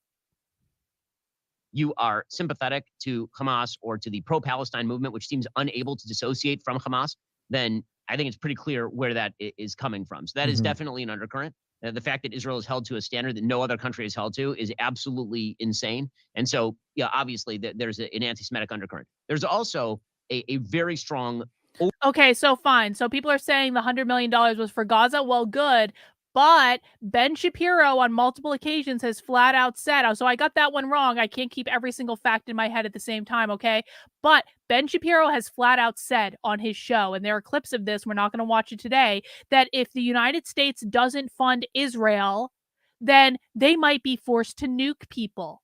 Ben Shapiro is literally trying to get people into a hostage situation where we hand over millions or possibly billions of dollars to Israel, or they're just going to start nuking countries in the region. I mean, they're just going to be forced to. If the United States doesn't pay for everything that Israel wants and then some on top of it, because God knows there's always going to be more on top of it, then they're just going to be forced to nuke people. But they don't want a genocide. No. Crazy idea. Overcurrent, I would say, it's pretty obvious, of just denialism. People who don't want to believe what is in front of their eyes. And so what they've done is they've created a construction in their mind where Hamas, Palestinian Authority, Islamic Jihad, most people there are actually Western liberals like us. Like underneath, they're actually Western liberals who just want material prosperity and they want good lives for their kids. And the way that we define a good life for our kids, individual rights and freedoms. This is the sort of George W. Bush 2004 UN speech where every human heart yearns to be free and all this kind of thing. And so they look at this and they say, oh, okay, well, but that's probably a minority. It's probably like a small group of people. And so if Israel is just, if they make a few more concessions, if they're a little nicer, if Israel doesn't actually hit civilians in an attempt to hit military targets or anything, then maybe everything will be okay. And that's a comforting myth that a lot of people believe. It's also a comforting myth because that we can afford in the West, because frankly, the West is not located directly in the middle of the Islamic world. I mean, Israel is surrounded on all sides by countries with populations that are genocidally Jew-hating. I mean, there's just no question about that. By every available poll, that is the case. It may not be politically correct to point out that the Palestinian population, not just the leadership. So then maybe Israel should follow the good advice that Nick Fuentes gave them last week on his show when he said that he would really like to see Israel normalize relations with countries in the region, Ben. Like, you know, I'm just saying, it was good advice. Think of Nick Fuentes what you want, but it was really good advice.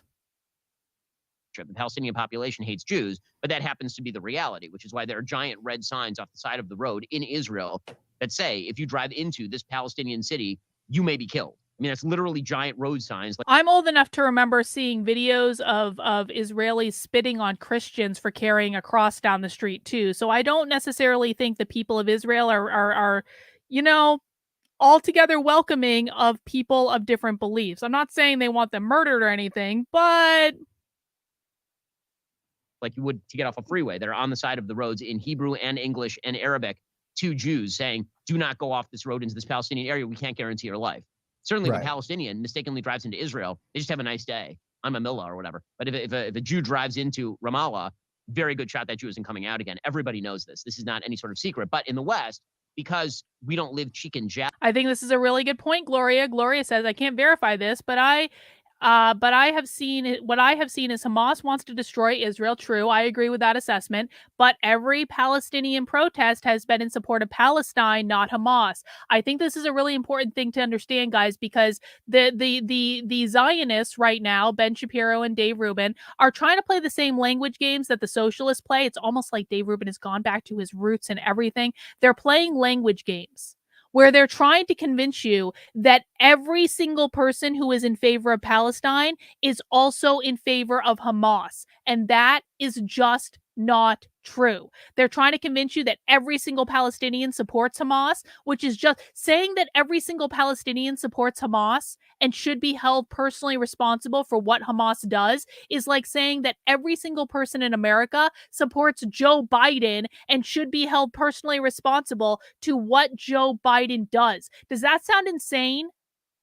Like, I have all these people in my feed that are like, the people of Palestine deserve this because Hamas is responsible for all of this and they elected Hamas. Well, guess what? Do you want to be held responsible for everything Joe Biden does? Because that's quite literally the analogy you're making. I didn't vote for Joe Biden. I don't want to be held responsible for what Joe Biden does. I suspect many of the people on the internet who are saying that all Palestinians are in favor of Hamas didn't vote for Joe Biden either. So why are you putting the same thing on them that you don't hold yourself to? Not everyone who is pro-Palestine is pro-Hamas. Not everyone who is anti... This is the other thing, too. There are an awful lot of people who are not pro-Palestine or pro-Hamas, but are anti-war. The anti-war people. There's anti-war right, few and far between. There's also an anti-war left. Just because you are anti-war and might be attending a protest because you are anti-war does not mean you're pro-Palestinian. It does not mean you're pro-Hamas. But of course, the greats of the intellectual dark web can't seem to wrap their heads around this. With radical fundamentalist populations, it's easy for us to just imagine a world in which, well, if we lived next to them, they'd probably be nice people. I mean, they're just people just like us. Again, that is the conceit of Western civilization. Western civilization is unique. And us pretending that Western civilization actually speaks for the entire world, that everybody has our mindset. Incredibly dangerous stuff. You're seeing it materialize, by the way, in mass migration. My headphone just fell out. My cord just fell out. Hang on. Sorry. I can't hear myself. I can hear myself again. Okay, let's continue. Sorry. From a lot of these radical fundamentalist countries into the West, which is why you're seeing 50,000 people on the streets of London chanting in favor of Hamas. So how do you think we extricate ourselves from that mistaken thinking? Because it seems like that is the basic Western position. Again, I'm not calling anyone a racist or a hater or an anti-Semite or anything else. But basically, we have had it so good in the West for so long. We cannot imagine what it would be like to have people, thankfully can't imagine what it would be like to have people run into our house and kill our children and rape our women, or have, I think, 7,000 rockets, which are still being fired at this very moment. Like, how do we sort of shift the thinking so that people can realize, boy, not everybody is kind of as nice as us. And if you're just nice to them, they're going to be nice to you. I think the only thing you can do is show the images. So it's one of the reasons why I've been showing actual pictures and footage of the atrocities, because what that says to people is these people are not like you, and they're not.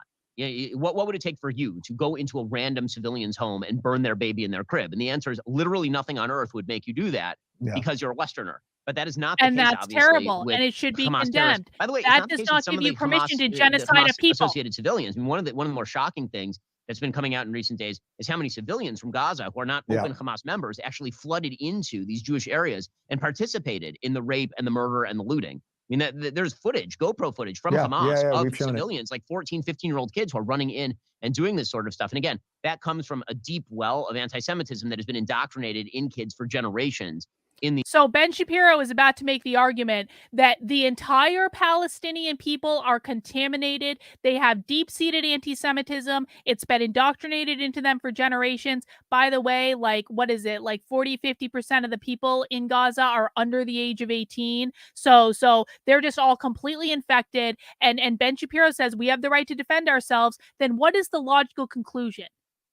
What is Ben Shapiro's logical conclusion for this? If all these people are just hopefully infected with this anti-Zionist ideology, and all Palestinians, every single one of them, just wants to murder Jews, and that's all they have on their minds all the time, and then can anyone see a logical end conclusion to what Ben Shapiro is arguing that is not genociding the Palestinian people?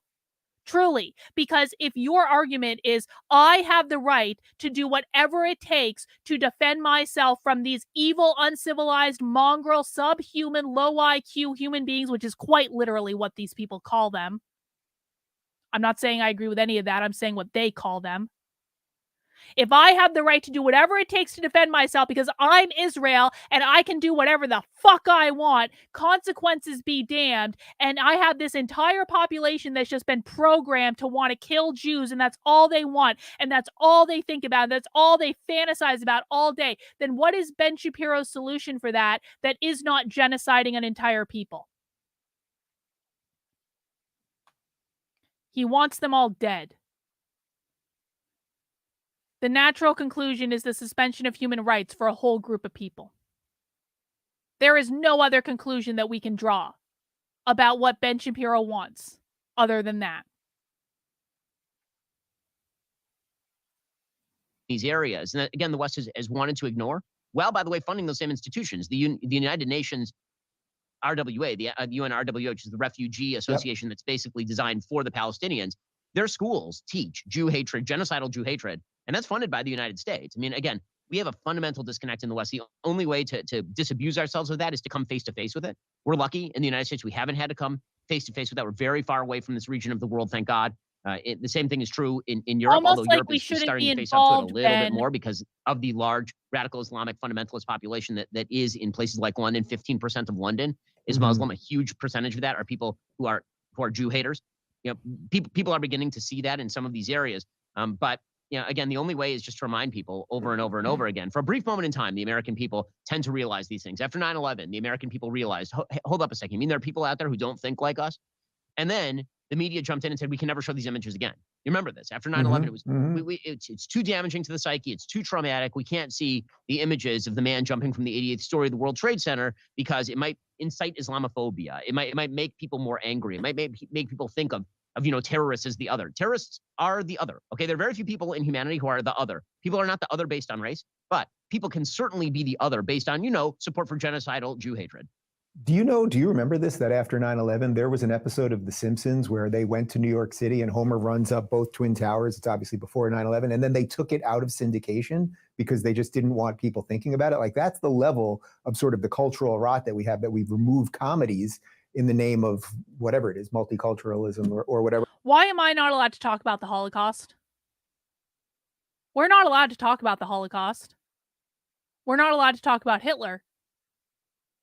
Like, and the reason, and I know this from direct personal experience, we're not allowed to talk about the Holocaust, allude to the Holocaust, use the Holocaust in an analogy about spiritual beliefs, use Hitler in an analogy about spiritual beliefs, about how true and beautiful God's love is, that it would forgive anything. We're not allowed to do that. I know that from direct experience. I experienced the ramifications of what happens when you even mention the Holocaust or even mention Hitler within the context of a much bigger conversation that actually had nothing to do with hating Jews. We are literally not allowed to talk about these things. And yet you guys, and the reason we're not allowed to talk about things is because of the fucking Jews who will freak out when we do talk about these things and then try to cancel you and destroy your life and destroy your name and destroy your reputation, even if you aren't saying anything hateful.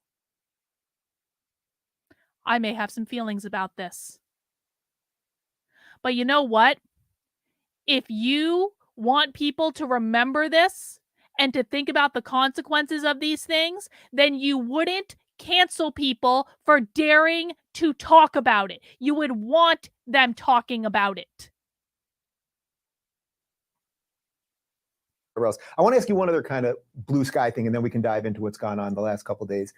Do you think in a weird way, there's been, I don't know, probably 20, 40, 50 of us publicly doing kind of what we do that have been screaming about identity politics, talking about this intersectional and you've obviously learned nothing, and how Dave. It pushes Jews out because Jews are a minority that generally has been oppressed and pogromed and Holocausted. Dave thinks that Jews are pushed out of identity politics. Well, Dave, I can show you a presentation from the Socialist Book Publisher from like less than a month ago, bro, where they're specifically talking about anti-Semitism. Golly gee, it's almost like I know a metric fuck ton more about what the real far left is doing than Dave Rubin does. Who would have thought that? And that was off the top of my head. Across the world, but is now thought of as successful. Do you think in a weird way we all failed because we Yes, then watched yes, wokeism you both have failed. infect all our You both have institutions, get the failed, Hamas caucus emphatically. elected, lead to not knowing whether You boys or have girls both and not knowing failed. whether borders should exist? Like the whole damn thing that a bunch of us were talking about and warning about and were called alt-right for. Yesterday on my show, I showed that front page article from the New York Times. I guarantee you, Dave Rubin has no fucking clue about why he and Ben Shapiro have failed to warn the public about what the real far left is doing. And I know that because I've been covering this shit for 3 years, and these two don't pay attention to it. They don't pay attention at all. Not to the real stuff. You know what they pay attention to? Libs of goddamn TikTok. Libs of TikTok. That's what they believe that the far left is doing. Because none of them actually understand what's real. The average viewer on my channel knows a metric ton more about what the far left is actually doing than the so-called opinion leaders of the ID fucking W, because they don't pay attention to it. They have no idea about how badly the schools are gone. They have no idea about why school choice will not fix the public schools. They have no idea about the laws and policies that we've been analyzing and dissecting for almost 3 years on a religious basis on my channel. This is why we know more than every single person on the internet doing commentary, with the exception of James Lindsay and his crew that follow him religiously. These people don't know anything. And they want to think that they're the intellectual giants. You remember it well, where they called us leaders of the alt-right years ago. Do you think in a weird way we failed, or was this obviously going to happen? You Not failed. the barbarity specifically, but the sort of point that we're at societally. I mean, I think that we failed in the sense that obviously we didn't prevent what happened, and we haven't prevented the spread of this sick ideology, the intersectional ideology that is making excuses for Hamas right now, because that's really what it is. You don't even understand how it's spreading, well, bro. this is what decolonization You don't know looks anything like. about it. The BLM support for Hamas. No, we haven't prevented the spread of this. I accidentally went back when I was trying to pause to make a point. What we know, because we saw it this past week on Socialism Saturday, if these assholes had actually been doing their job, in 2018, there was a talk that was given in Seattle by a guy named Chandran Reddy. He's a professor at the University of Washington. And do you know what he said in that talk? He said that Angela Davis is the famed communist activist. He said that Angela Davis said that BLM, Black Lives Matter, would not exist without the struggle for freedom in Palestine. That was in 2018. When these two were doing their intellectual dark web, we're going to have all these conversations with all these people, and we're going to find out what's really going on. That happened in 2018, live on the internet. These two have no idea about it. They have no idea where these ideas came from, because both of them failed to do basic research about the ideology that they claim to care about and the ideology they claim to be fighting.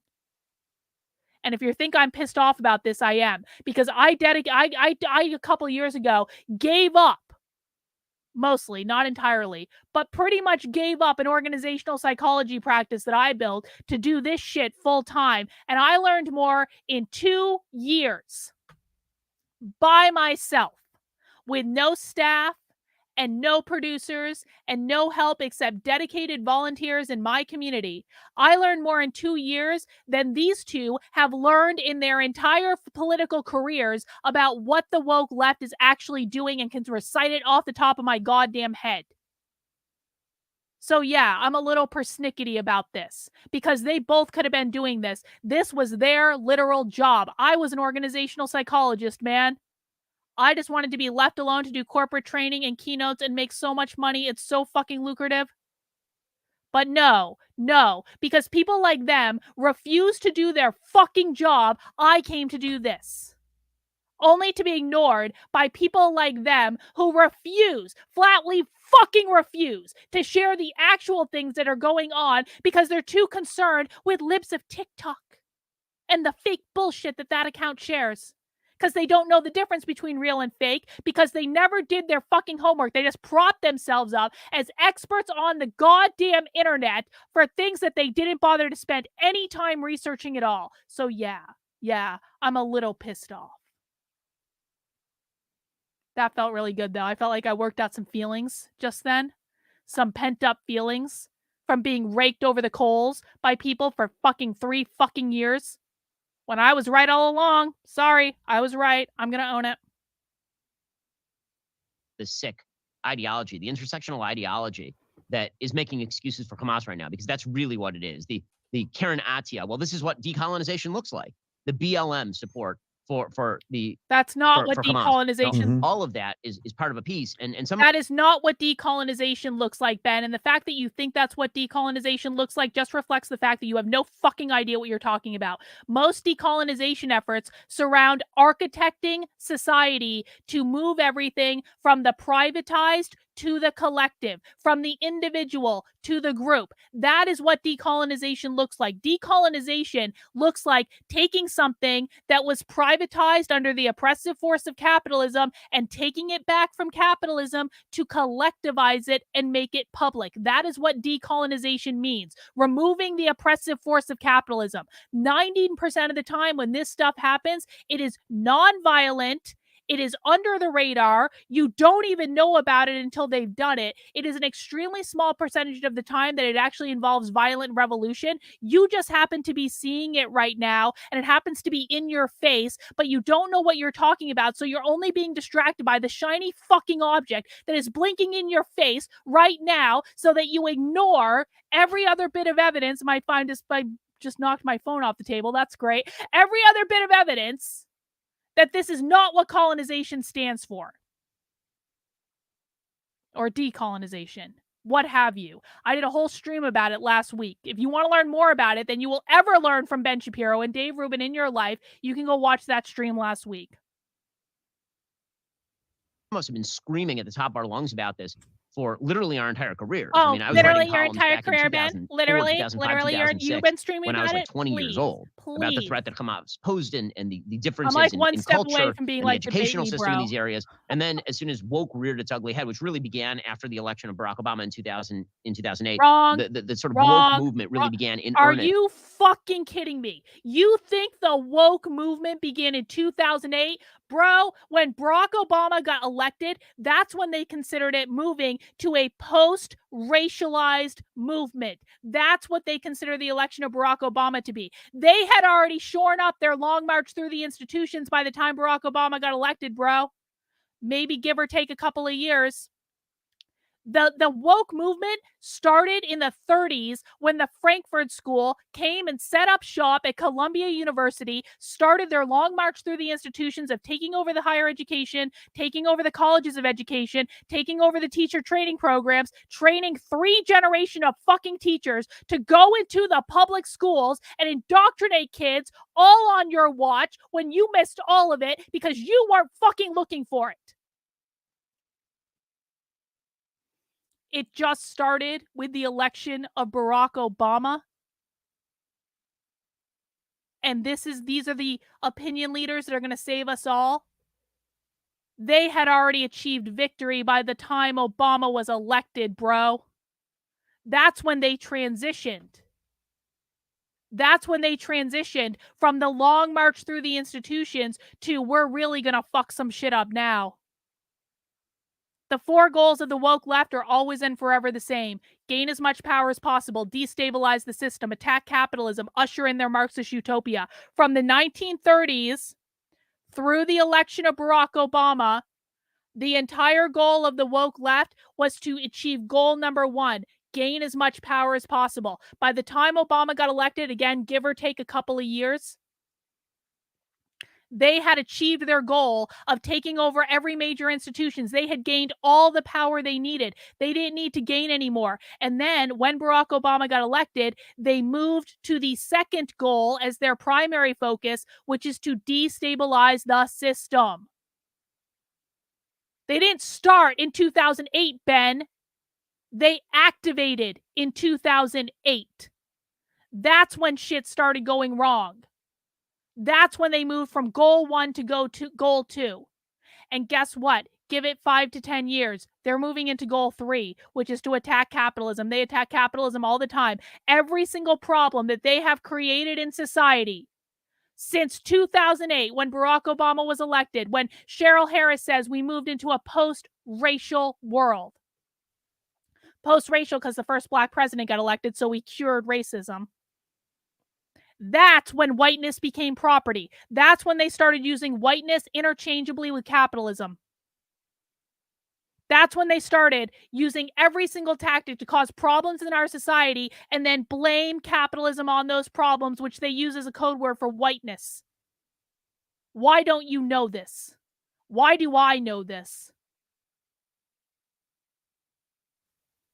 And give it 5 to 10 years, they're going to be going full force on capitalism. When the generation in school now graduates and get into the workforce, that's when the real pain fucking begins. We haven't even begun to play yet. In maybe 2010, 2011, and certainly in the run-up to the 2012 election, many of us were screaming about that, saying that this entire ideology, which basically says that there is a group of dispossessed peoples who can form a coalition together against the white overlord, Wrong. and that group of dispossessed peoples Wrong. unites all of the marginalized, right? It's the Palestinians on the one hand, but it's black people in the inner cities on the other. It's LGBTQ people on the one hand, and it's Democratic Socialists of America on the other. And they're all part of one big group to tear down the institution. These people are so fucking stupid and disconnected from reality that they really think that the farthest left people that we have to worry about are the Democratic Socialists of America. So I'm going to ask my chat. I'm not going to say anything.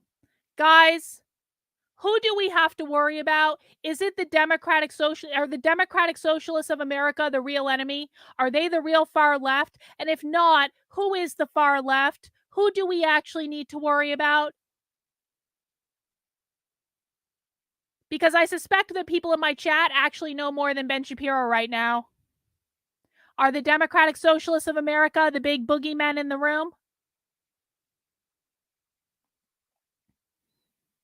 Sophie Lewis, exactly. Sophie Lewis is a radical revolutionary socialist who wants to abolish the nuclear family.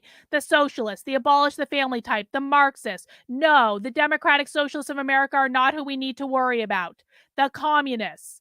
The Democratic Socialists are easy, so easy that the real far left groups, the radical revolutionary socialists, do not allow their members to be members of the Democratic Socialists of America, because the real far left groups that are pushing critical race theory into schools, that are pushing gender ideology into schools, that are pushing queer Marxism into our entire society, the real groups that are doing this want nothing to do with the DSA because they say the DSA is too close to capitalism. Ben, why does my audience know this and you don't?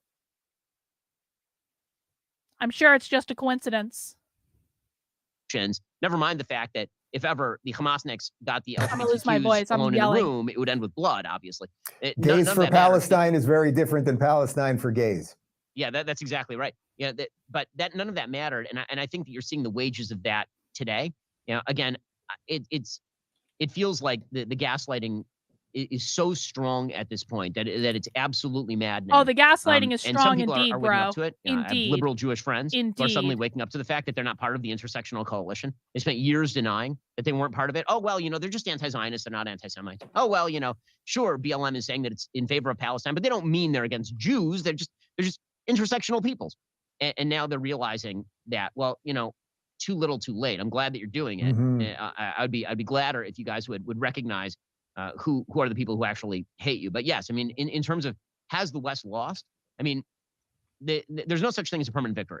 And so I think that this can be the beginning of a Western Indeed, they realization. are, aren't they? This can be the beginning of. Isn't it amazing that my audience, because they know so much more than Ben Shapiro and Dave Rubin, my audience knows that right now Ben Shapiro and Dave Rubin are gaslighting their fucking audience. That's because my audience understands the far left. These people do not. The West getting truly awakened, right? Woke in the proper sense, where the West realizes that its civilization is under threat. That happens once apparently every 20 years or so. People wake up briefly and then they go right back to sleep. Wrong. We can only hope that this time this horror show can reawaken people to some extent. Ben, I know I don't have to tell you this of all people, but you know that the phone does not ring and you don't get the apology from the people that are waking up. But I guess having them wake up in and of itself, I went to get guns the other No kidding, Dave. No kidding. You don't get the apology. You don't say. day, a couple more guns actually, and the owner, first off, basically everyone in the store was Jewish and talking about what was going on, and the guy said to me, "We're selling more guns right now than we ever have, except for the first week of COVID." So I guess that would you at least consider that a degree of a silver lining, that maybe some people are kind of coming people are around waking now? up. I mean, that's particularly true again in the Jewish community. Everybody that I personally know in the Jewish community is seeking to buy a gun, seeking to increase their protection. And I think that's a good thing for all law-abiding Americans to do, regardless of race or religion. But certainly, Jewish Americans feel threatened, and they should feel threatened by a movement that has allies in very, very high places. I mean, as you were mentioning earlier, there is an actual Hamas caucus in the United States Congress, and they're given cover by media that lies on behalf of Hamas. It's incredible. All right, well, that's a perfect segue to what's gone on for the last couple of days. So yes, there was an insurrection yesterday. I have no problem calling it an insurrection because that's what they've called everything that anyone who they don't. Because Dave Rubin has not learned in his IDW days, he didn't learn that the number one, well, it's not the number one rule, but one of the most important rules that you can follow when you're dealing with the left is you don't fucking react to them, Dave. Can you please go read Saul Alinsky's Rules for Radicals? Because your reaction is the goal. Right now, you are reacting to what the left is doing instead of following any sort of values or principles at all, which means you're playing right into the left's hands, bro. Why do I know this and they don't? Why? Don't like does. Here is video of the DC Capitol yesterday.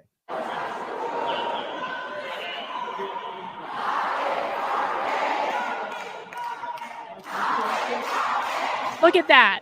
Look at that. They have a giant sign called that says ceasefire. These are fucking anti-war protesters. They have a giant sign that says ceasefire. In fact, Dave Rubin should have fucking read my book. Maybe Dave Rubin would be far more educated about what the woke left is doing right now. I read Dave Rubin's fucking book, didn't learn a thing, but Dave Rubin would be far more educated about what the left is doing right now had he taken a couple hours and read my book. But no, he wouldn't do that. Wouldn't lower himself. He doesn't read things, after all. Made some big excuse about why he just couldn't be bothered. He really did, too. That's not a joke. But I find it ironic. Why don't Dave Rubin and Ben Shapiro want there to be a ceasefire?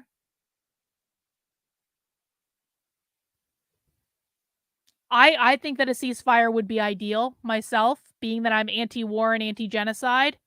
The socialist left is calling for a ceasefire. These people are far left socialists, by the way. These protesters that you're seeing are far left. I don't know that they're radical revolutionary socialists because I'd have to actually see who they are or like talk to them or something. But like these are far left protesters. They want a ceasefire. The anti-war people want a ceasefire. Why don't the Jews want a ceasefire?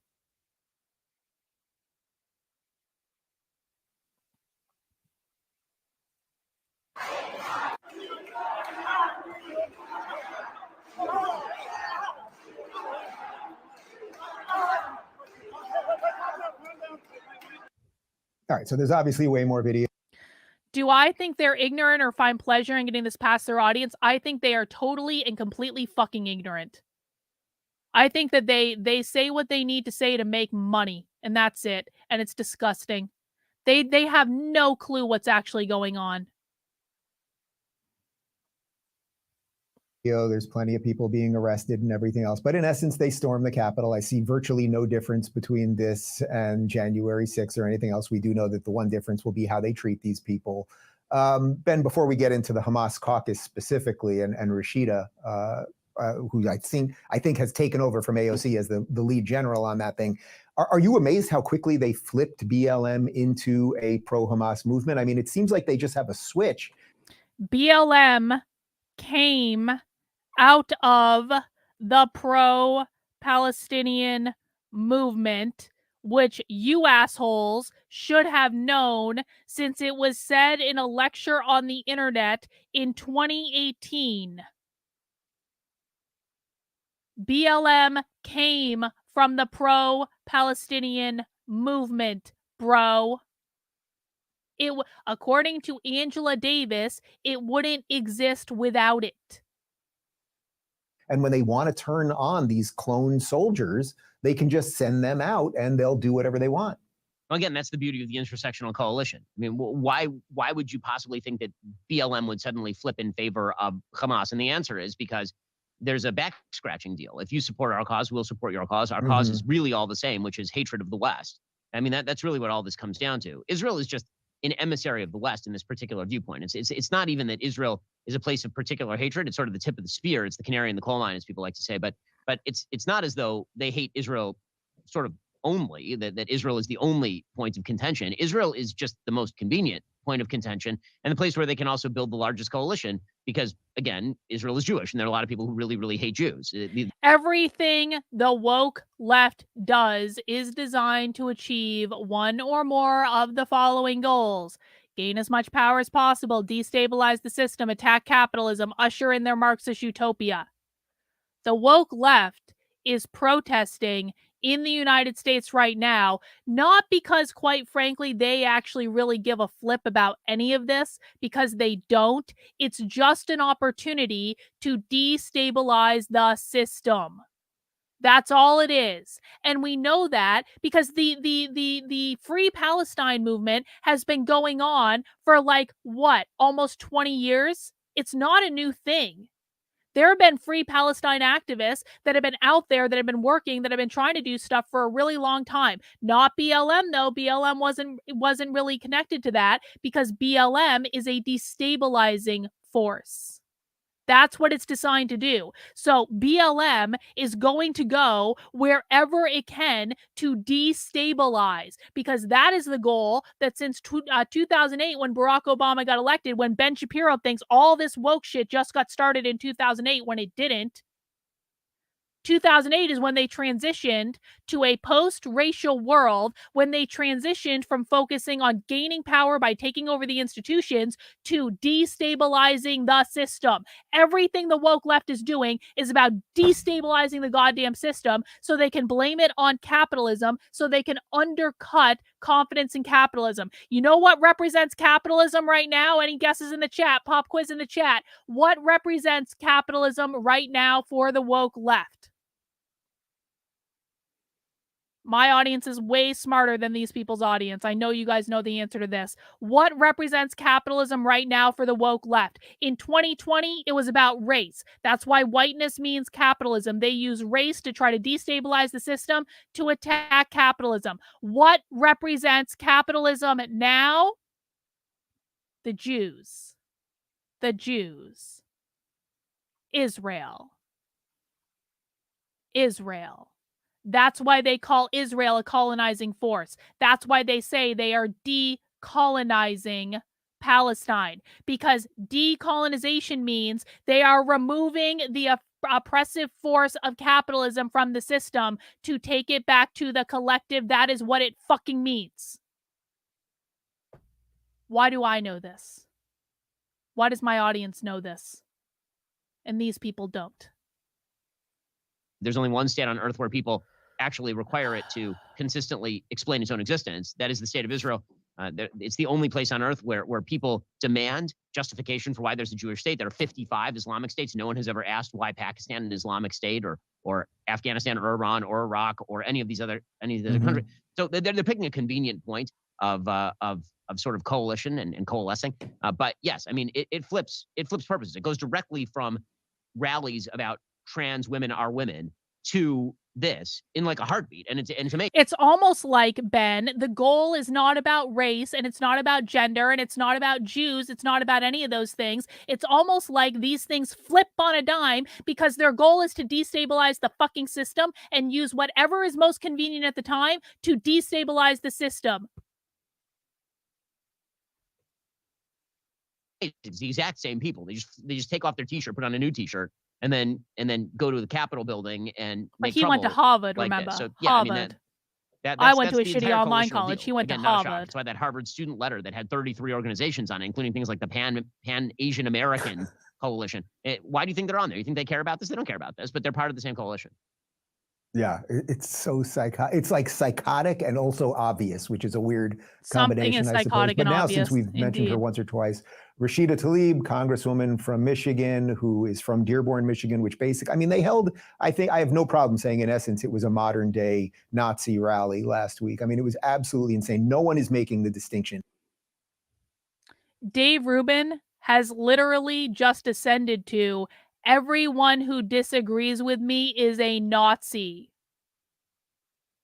Golly gee.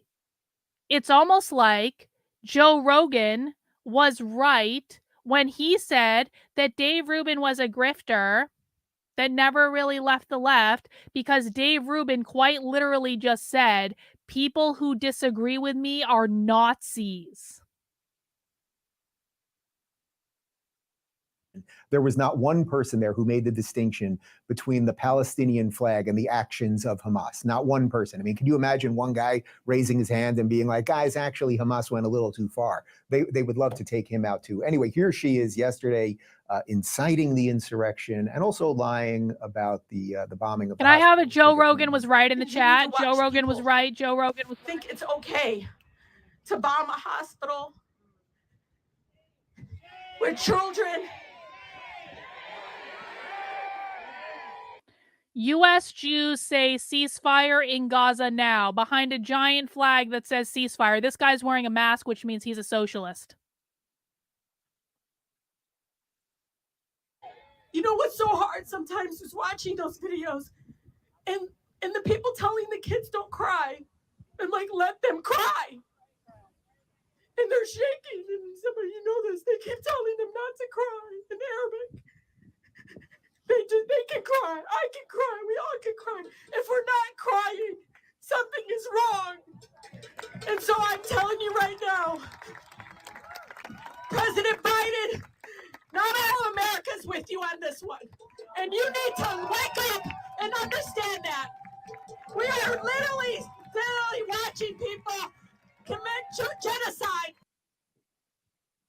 There's nothing wrong with what did Rashida she Tlaib pump out said. any of those crocodile tears for the babies that were burned, or the women that were raped, or the Have you assholes cried anything for the innocent people that have died in Palestine? It's almost like rules for thee, but not for me. Rashida Tlaib is just crying crocodile tears. She doesn't care about this at all. And I think Rashida Tlaib is a psycho. I'm not on her side or anything.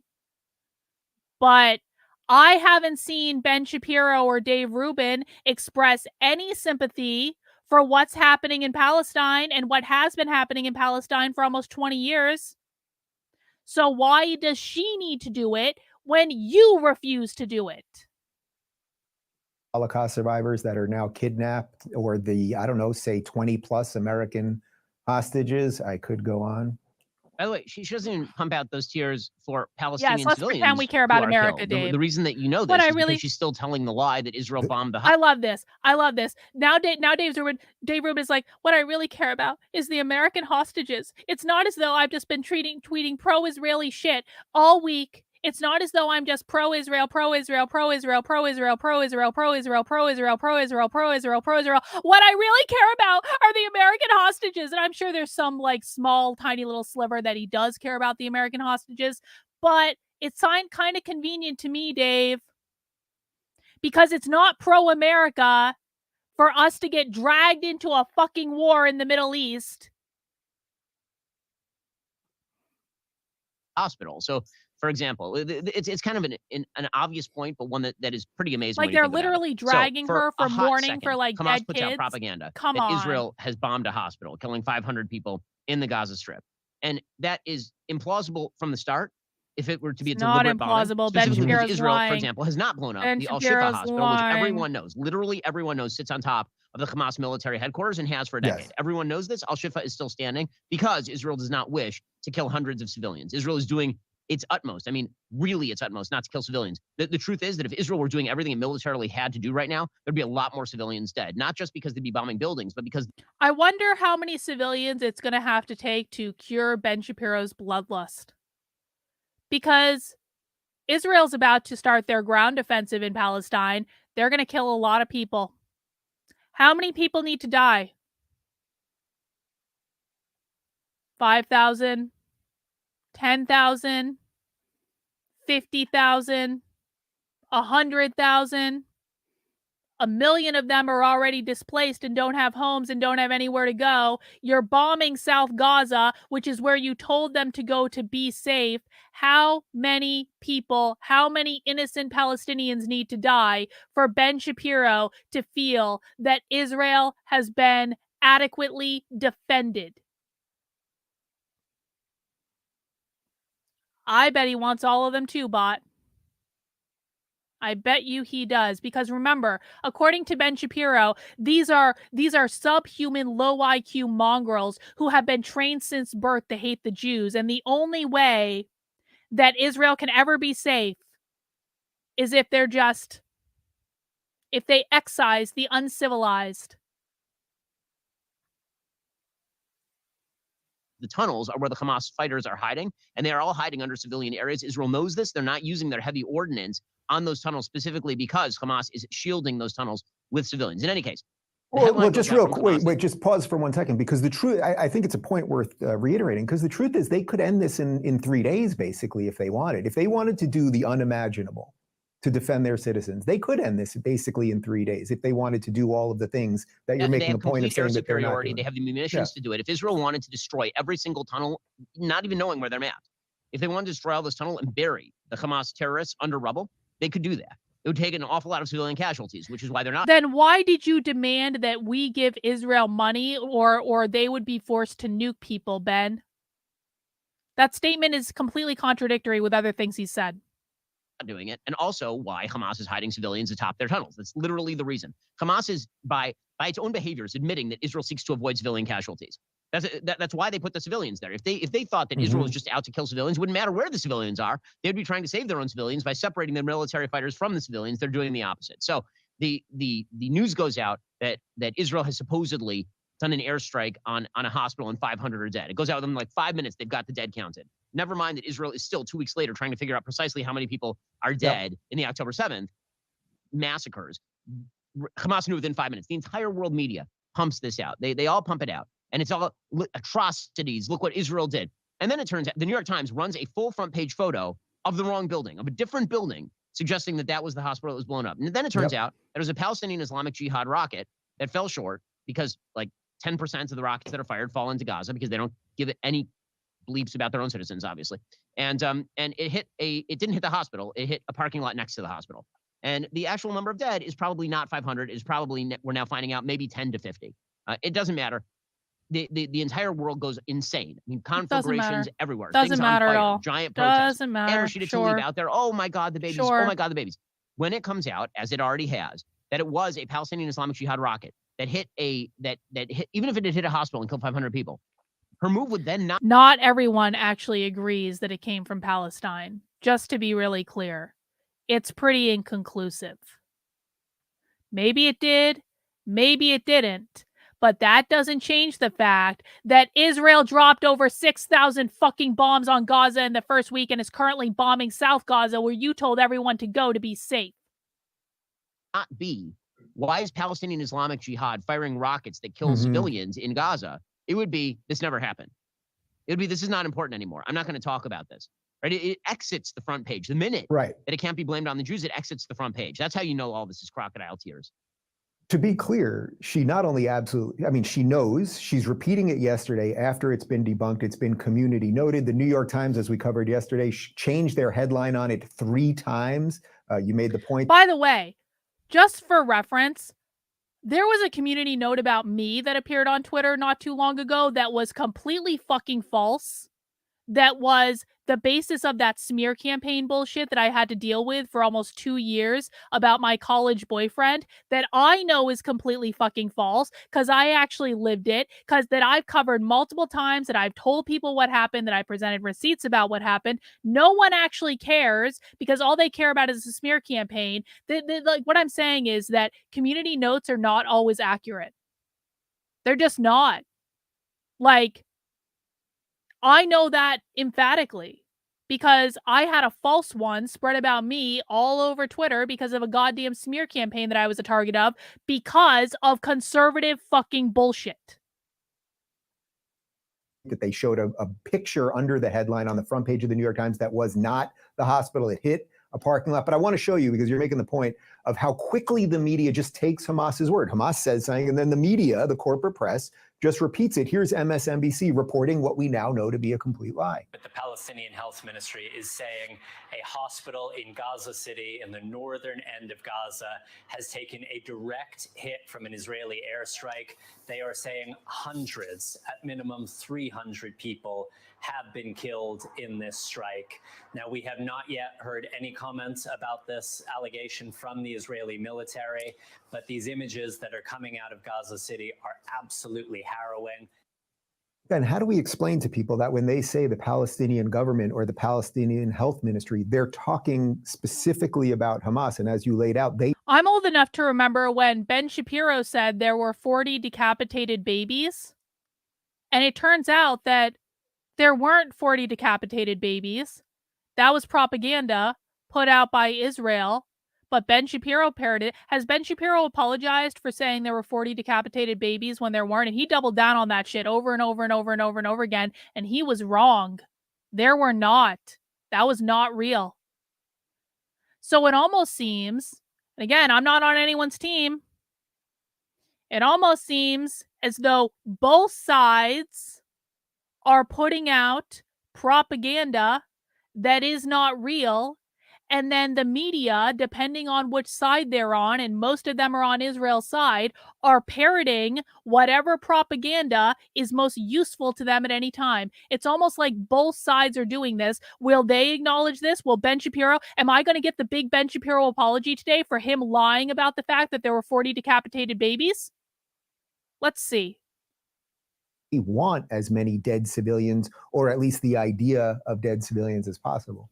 I mean, they're liars. This is the part that's astonishing. You're literally taking the word of the people who committed a genocidal massacre of Jews 5 minutes ago, and you're pretending that they tell you the truth on these matters. Now, we know for a fact that Hamas lies about this stuff on the routine. They do it routinely. In 2014, the New York Times admitted that Hamas, their health ministry, their so-called health ministry, lies routinely about casualty statistics. The Washington Post reported the same thing. If you are a reporter in the Gaza Strip, you're only there because Hamas is allowing you to be there. What that means is that if you don't say what Hamas wants you to say, they will either expel you or they will kill you. Everyone knows this in the Gaza Strip. And yet they take at face value the proclamations of an actual honest-to-God terror group. And then when it turns out that every element of the story is false, it was a Palestinian Islamic Jihad rocket. It did not hit a hospital. It hit the parking lot next to the hospital, doing no actual structural damage to the hospital itself. When every single element of the story turns out to be false, the media then say, well, the story is now being contested. It's not being contested. You guys blew it. And not only did you blow it, you blew it for a very particular reason, which is you were eager. You were eager for a story of an Israeli atrocity that you could use to juxtapose with what happened on October 7th, so you could go right back to your moral equivalence nonsense, thereby exacerbating all conflict in the Middle East and getting more Jews and Arabs killed, by the way. Because wow, I cannot believe that Ben Shapiro did not apologize for spreading the lie about the 40 decapitated babies. I just can't believe that he didn't just take that opportunity to say, sometimes in the heat of these things, we get things wrong. Here's, sometimes they got that wrong. And well, I mean, I don't think they got it wrong necessarily. I'm not sure yet. But I'm saying, if I, like, you know what? There's a lot of information out there. People are doing the best they can. Sometimes misinformation gets out. I remember a time when not too long ago, where I said there were 40 decapitated babies, and that later proved to be false. That's what he could have said in his Ben Shapiro way. He wouldn't have done it exactly like I did it. But I am shocked that Ben Shapiro did not apologize for reporting misinformation and then doubling down, even after he was community noted. When conflict arises in the Middle East, it's not just Jews that are getting killed. Jews then have to go in and kill the bad guys. And that means that a lot of innocent people are going to die. What do you make of this farce where, when she's putting out those crocodile tears, that Rashida Tlaib is also immediately demanding for a ceasefire? She has not once demanded that the American hostages be released, but demanding for a ceasefire. Yes, he did. 100%. Yes, he did. Interest. I mean, if I know. Where when oh, shit. I did the back again. I know he talked about it because I responded to the tweet where he talked about it, the one that got community noted. He absolutely did on several occasions.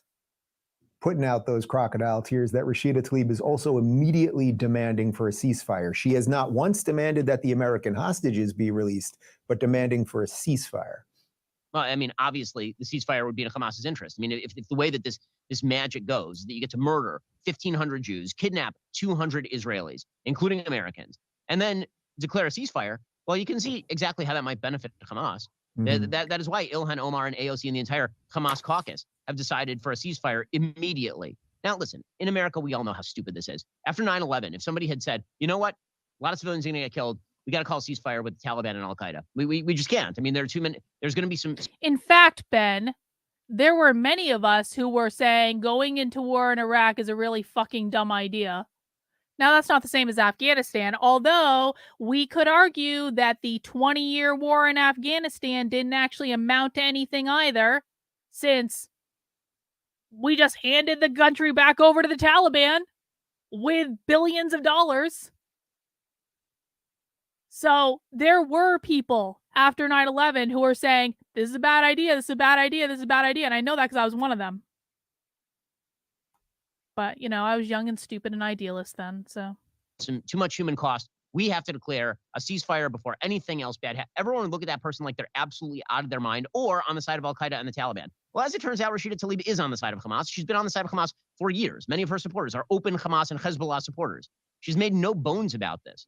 She has called for the destruction of the state of Israel. She does not believe in a two-state solution, for example. She has called for the existence of one secular state. By secular state, she means an Arab state, because obviously the minute that Israel allows for a mass influx of radical Muslims into its voting population, Israel turns into an Islamic state. All the Jews are killed or pushed into the sea. Everybody knows that this is the case.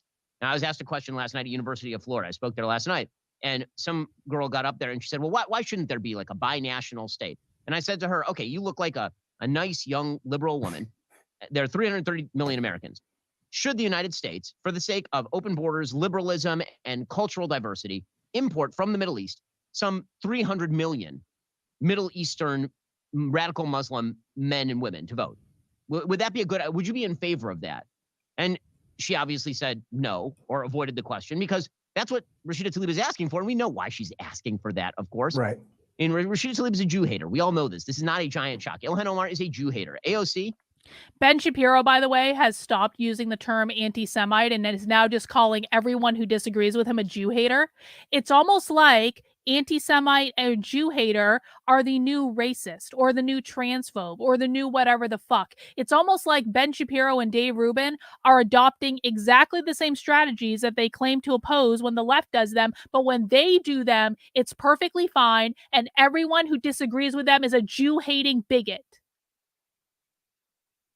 Is an adjunct to the Jew haters. And the only reason I'm not calling her a Jew hater outright, AOC, is simply because I think she's too stupid to even understand what she's doing. That lady has the IQ of a kumquat.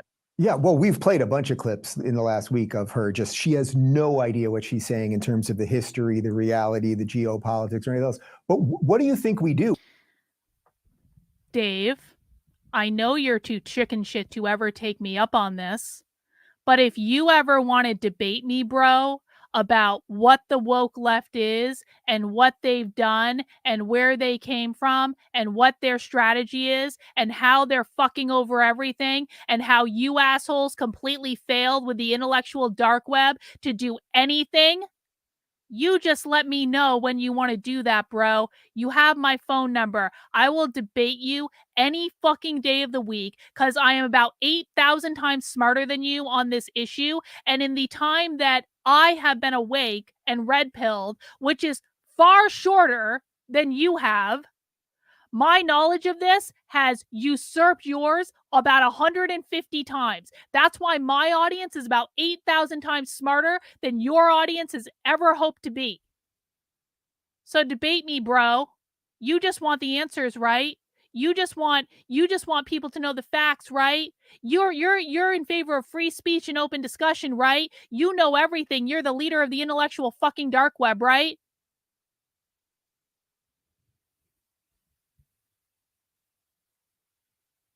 I don't debate, ever, because I don't think it's a good use of time. but I would kick Dave Rubin's ass up and down the fucking internet. He wouldn't know what hit him. And I think everyone that watches my content regularly knows that. I mean, I think most people, again, if we go back to those percentages that you were laying out earlier, most people know that Rashida Tlaib is not a congresswoman because of her love of America. She announced she was going to try love to, America so much. You've been tweeting about impeach Donald Israel Trump all the day fucking he week. was elected. I mean, that's slight difference from what we're talking about right now. But the point is, she is going out of her way to support a foreign terrorist organization. Like, what is our legal recourse here beyond just that? Hopefully, the people of Dearborn get rid of her, which likely they are not going to do. Yeah, like, at what point do you cross a threshold where we know that, you know, we've got the wolves in the hen house? Well, I mean, at this point, I mean, it's pretty obvious that there are a lot of wolves in the hen house. The only question is how many. As far as what has to happen, I mean, Congress should expel Rashida Tlaib. She's a Hamas supporter.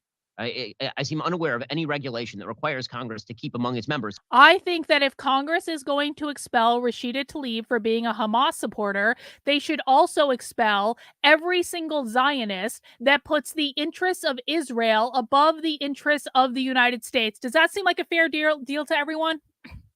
If you can, I'm really losing my voice now because I've shouted a lot on this stream, but if you can expel Rashida Tlaib for supporting Hamas, which you can make the argument, I think it's a fair argument, people in Congress should be for America, not for a foreign power.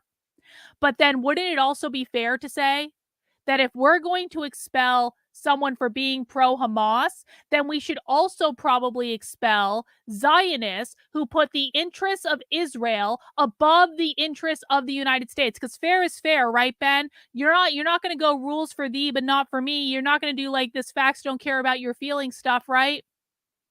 I'm just talking about a matter of fairness. Somebody who overtly supports terrorist groups that burn babies, rape women, and kidnap literal infants. It seems to me that that's a pretty good reason for everybody in the House to unite in expelling Rashida Tlaib. I mean, that seems baseline to me. The fact the Democratic Party won't do it is, again, that goes back to their addiction to the intersectional coalition politics. They're afraid that if they do that, well, they may lose a chunk of that intersectional coalition. So you got to keep the terrorist supporter around here, and we'll say some words about her. We'll say that she's bad, and we'll say that she's mean, but we won't do the one thing that actually would make sense, which is the person who supports Hamas probably should not be sitting in the United States Congress. So I want to shift to the president of the United States because he went to Israel yesterday. And I think his statement, when he gave his first statement, was actually pretty good. I think it was nice that he showed up to support Israel, obviously. But here's a portion of his speech that went a little sideways. Is Joe Biden doing a speech tonight? And if so, what time is he doing his speech? I saw someone say something about it. Is that actually happening? Please let me know. Today, I'm also announcing $100 million in new U.S. funding for humanitarian assistance in both Gaza and the West Bank. All right, that's well. I don't think we should be funding anything, but in conflict-affected Palestinians. Okay, so I was wrong. I thought the $100 million was for Israel. I was wrong. Mea culpa. Unlike some people on the internet, I will admit when I'm wrong. But I'm not in favor of foreign aid. So okay, so he's giving that speech. So maybe I'll just stream that live too. We've got about 20 minutes of this left. It's going to be good timing. Maybe I'll just go right into Biden's speech. Why not? I'm already losing my voice. Why not lose it a little bit more? Emergency needs in Gaza. $100 million to Gaza and the West Bank. Let's talk about them separately for a second. So first off, the idea that you're giving money to Gaza means you're giving money to Hamas. There is no other ruling party. There is no other people that take the money and fungibly dispense it. This doesn't seem like a great idea. And then we'll do the West Bank separately. Yeah, and I mean, obviously, it's a horrible idea. And my favorite statement about this was Tony Blinken, the Secretary of State, who said, yeah, we're going to give a bunch of aid to Gaza. And if it's hijacked by Hamas, we will be the first to condemn it. It's like, well, thank you. Thanks. That's awesome, dude. Really appreciate it. Well, that's like fungible Iran money, right? It's the same thing, right? We'll give you money. It's totally ridiculous. It's absolutely ridiculous on its face. I understand the geopolitics of what Biden is trying to do here. What he's trying to do is he's trying to create a coalition of Arab governments that are going to have some say in the Gaza Strip and attempt to get Hamas to turn over the terrorists and then take expulsion to Qatar or something in return for ending the current conflict. I think that's what he's probably trying to do, to put the best possible gloss on it. Is, well, if America does this, then you can see that we're acting with goodwill. Jordan will come to the table. Egypt will come to the table. Figure out where I can sort of stream deal over who Biden's gets to run speech. Gaza after all of this is over. The hostages get turned over. Happy ending for everybody except for the 1,500 dead Jews. That would be, I think, what Biden is probably trying to do right there. That's like the best interpretation. Also, why would you possibly give $100 million to terrorists? I mean, it's part and parcel of this idiocy inside the Biden administration that you can pay off your enemies and suddenly they become your friends because they're eager for the cash. Or alternatively, Hamas just proved that they would spend 20 years taking every dollar poured into the Gaza Strip, billions and billions and billions of dollars. And instead of actually helping their people, they poisoned the aquifer. They took all of the water pipes and turned them into rockets. They took all of the cement and built it into terror tunnels. They built electricity and water for, the guys who are hiding underground right now, but nothing for the people above ground. And then what? You're going to throw more money at that? So, I mean, that's the situation in the Gaza Strip. When it comes to the West Bank, Judea and Samaria, the question is giving money to whom? The Palestinian Authority is going to pay $3 million All right, I've got it. in stipends in grants to the families of the Hamas terrorists who committed these murders. There's still pay for which they've been doing inside the Palestinian Authority. Not only that, Palestinian Islamic Jihad is the other governing party in the so-called West Bank. They just fired a rocket that killed a bunch of people at a hospital, supposedly. So where exactly is that money going? Again, one of the biggest problems here, and this is the problem that Israel faces on all fronts, and this is why this is an existential crisis. If Israel does not take out Hamas successfully, that is going to embolden terror groups in Judea and Samaria, the West Bank, to then commit acts of terror against Jews throughout the state of Israel. Israel is a tiny country. People have never been there, do not understand what we are talking about when you say things like, this is an But Ben, you assured us that Israel has one of the greatest militaries in the world and that Israel has everything they need to defend themselves. So why can't Israel defend itself, Ben? Why can't it do that?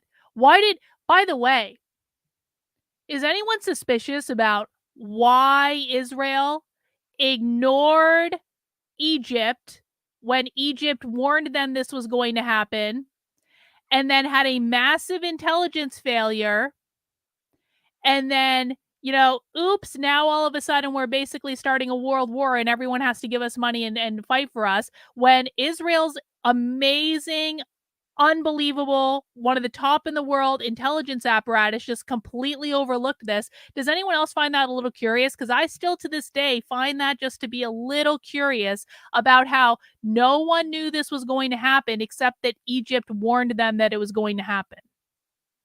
existential threat, because they think, well, America's giant and large. I mean, if there was something that happened in New Jersey, would that necessarily affect me in Florida? Israel in certain places is 9 miles wide, literally 9 miles wide. Tulkarm, which is the site of an ongoing operation by Israeli police to stop terrorist organization, is located like 8.5 miles from the Mediterranean Ocean. Right now, Israel is facing an existential threat on its northern border as well from Hezbollah, which has 150,000 rockets minimum pointed at the north and center of Israel. These are highly sophisticated rockets. These are not the dumb bombs that Hamas has been sending into Israel. The early estimates are that if Hezbollah were to get in full scale, it wouldn't be 1,500 Jews. That would be 20,000 Jews dead in like the first week of a conflict. So the notion that Israel, that we should be number one signing checks to anybody who is in league with Hamas or who's giving money to Hamas or who's sympathetic to Hamas is totally insane. And then the notion that Israel should not be able to finish off Hamas is going to be so damaging for Israel because, again, the reason Israel has been able to maintain its presence in the Middle East is because there is only one coin of the realm in the Middle East, and that's strength. It's the only coin of the realm. There's no such thing as moral suasion. There's no such thing as mutual forgiveness and kindness. That is not a thing that happens. The reason that Israel exists there is because of the perception of Israel's military invulnerability. Israel does have an incredibly strong military, but what happened on October 7th punctures the notion that Israel is impregnable. And that is something Israel is going to have to reestablish in short order, or it's going to be tested again and again and again.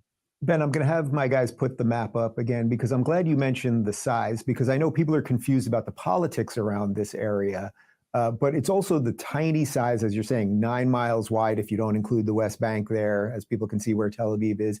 But the other point that I've been trying to make, and I've been literally making this point for years and I'm not the only one, obviously, when these outbreaks happen with Hamas. Can we go back to the map one more time? If you look at the southern tip of Gaza there is a massive border with Egypt. That's Sinai next to it. Sinai is way bigger than all. Now, I wonder if Dave Rubin, free speech advocate and intellectual dark web leader, I wonder if Dave Rubin is going to acknowledge that Israel has bombed the border with Egypt 4 fucking times.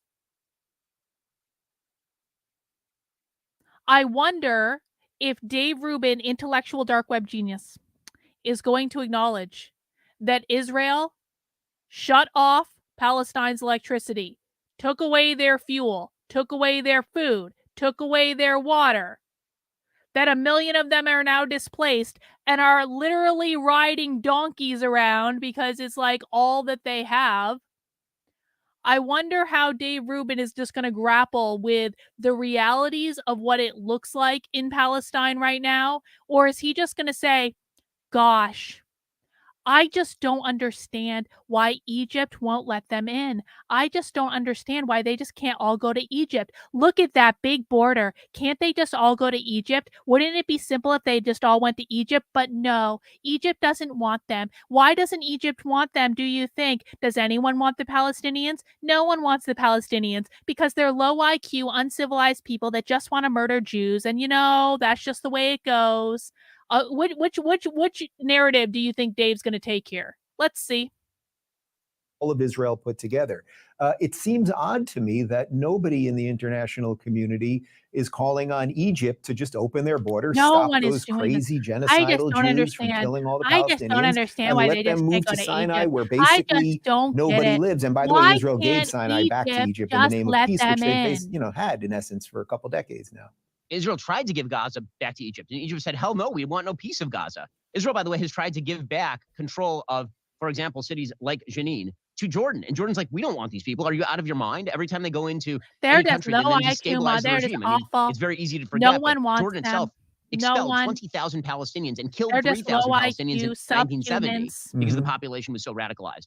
That population then ended up moving to Lebanon, where they completely destabilized a Christian state and turned it into an Islamic state under the auspices of the Iranian government and Hezbollah. I mean, there's a reason why Egypt does not want this to happen. There are 21 Muslim countries in this immediate precinct, and all of them have come out in favor of the Palestinian refugees, and none of them have said they will accept a single Palestinian refugee. And that is for 2 reasons. One, they want the Palestinian refugees. I wonder if did I miss the memo where Dave Rubin and Ben Shapiro just became open borders people?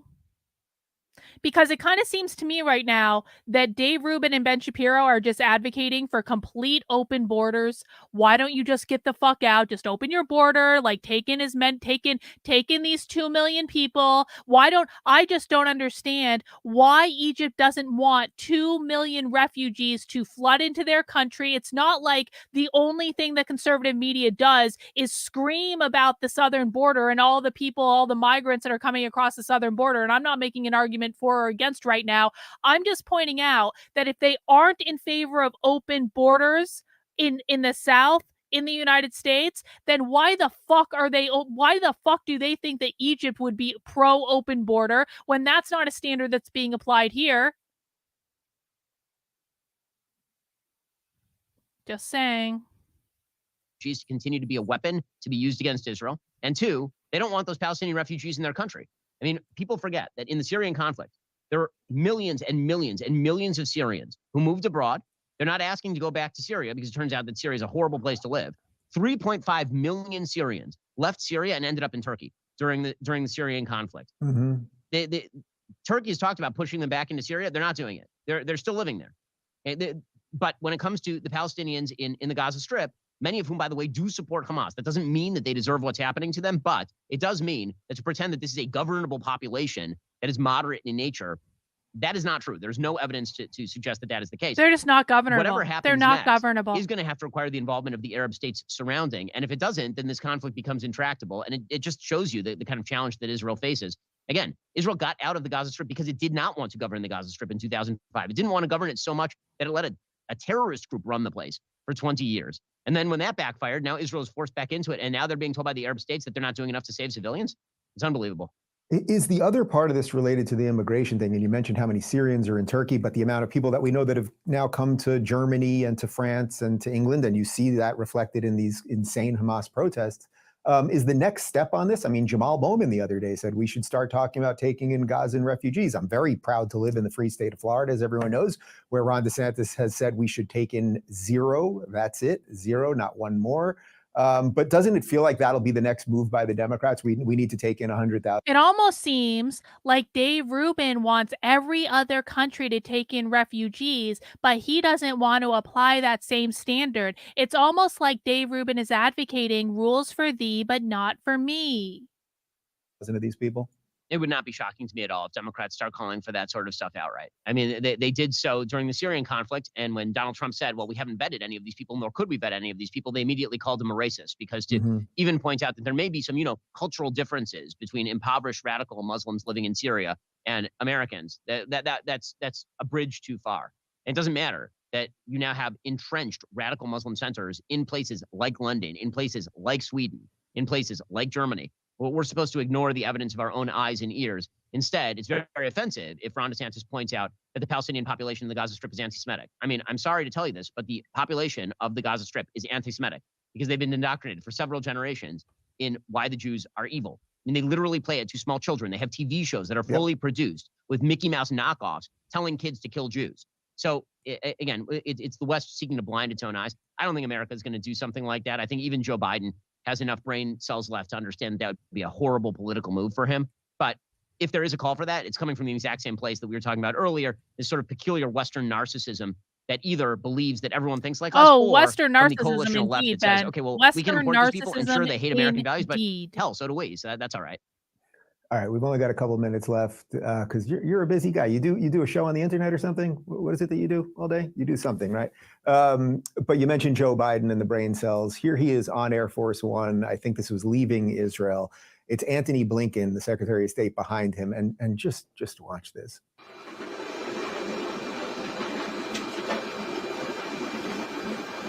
Virtually every Okay, so first of all, I'm going to be really interested to see what Joe Biden actually looks like tonight, because this looks like a fucking body double. Does this look like Joe Biden to anyone else? Like, the dementia, man, the dementia is advancing. mass shooting, every circumstance where a large number of people have been victimized and lost. I've spoken with them. I learned a long time ago, which you've all learned in your life. Like, what the fuck is going on with Joe Biden's chin? It looks like there's like some, like, it looks like a chin implant gone wrong. What the fuck happened to the chin? When someone's going through something that is beyond their comprehension, they've ever thought they'd have to go through. If they see someone who they think understands and maybe been through something not the same but similar, it gives them some sense of hope. And I always get criticized sometimes on my staff because when I go to these events, I stay for 3 to 4 hours to answer all their questions. All right, Ben, we only got about 5 minutes left, so I don't think we have to go into all the obvious stuff about his cognitive impairment. But the specifics of seeing him in that situation and Blinken behind him clearly like, oh no, here we go. And then, they just want to pull him away from the media. In some ways, is that what this is all about? He represents just a deeply weak America, and everyone knows it. And again, I don't want to be hypercritical of him in this moment because I think they've basically been good, but that he's the avatar for everything that's wrong right now. I mean, listen, they spent years trying to make nice with Iran. They sent hundreds of millions of dollars to the Palestinian Authority and Hamas. And right now, he's trying correctly to present a deterrent to Hezbollah getting in, to Iran getting into this turning into a regional war. And there's only one big question on everybody's mind, which is how credible is that threat? And in order to make a credible threat that if you get in, we will get in and we'll squash you like a bug, you can't look weak. And it's very difficult when the face to that is a person who obviously looks physically impaired. I mean, Joe Biden looks weak. He looks like he can barely speak at this point. And again, I'm like you. I think that the moves he's making overall right now are correct. Putting the aircraft carriers in the Mediterranean to basically say to Hezbollah, stay out so Israel can do what it needs to do. That is the correct move to prevent regional war. There are a lot of kind of isolationists out there who are like, well, isn't that going to get us into World War III? No, what will get us into World War III is if Hezbollah gets in and then Syria gets in and then Iran gets in and then Israel has to retaliate with everything it has and then Russia gets in order to protect Iran. That sort of chain of events is very easy to foresee. What stops all of that is America saying, don't cross this line, because if you do, we're going to smack you like a bug. The question is whether people actually believe that from Joe Biden. And that is a really, really open question. This is the same guy who cut and ran from Afghanistan. This is the same person who, again, was trying to make nice with the Iranians 5 seconds ago and was trying to hand them $6 billion and pretending that it wasn't fungible. And that's the person who is having very difficult time physically even keeping up with the demands of the job. So listen, I hope that he's stalwart, and I hope that it's not a bluff, but I think that there are a lot of people who are asking whether it is, and you can see why. Ben, we've been at this game together in one degree or another for a long time. It should not be another 2 years before we do this publicly, but I think when we sat down once, maybe the first time, you said something to me. I was an atheist at the time, and you were trying to bring me over. Is Dave Rubin a Christian the believer now? side of things, No, he's a to God Jew. and Never everything mind. else. Sorry, he's And I a have Jew. to say, I'm more of a believer, I just had a and brain I've fart been for a trying to second. talk to God a little bit more Oh. and listening to what he might be saying than ever before in these crazy times. Sure, so I Dave. thank you, my friend, and I hope to see you soon. Now, hang in there. I appreciate it.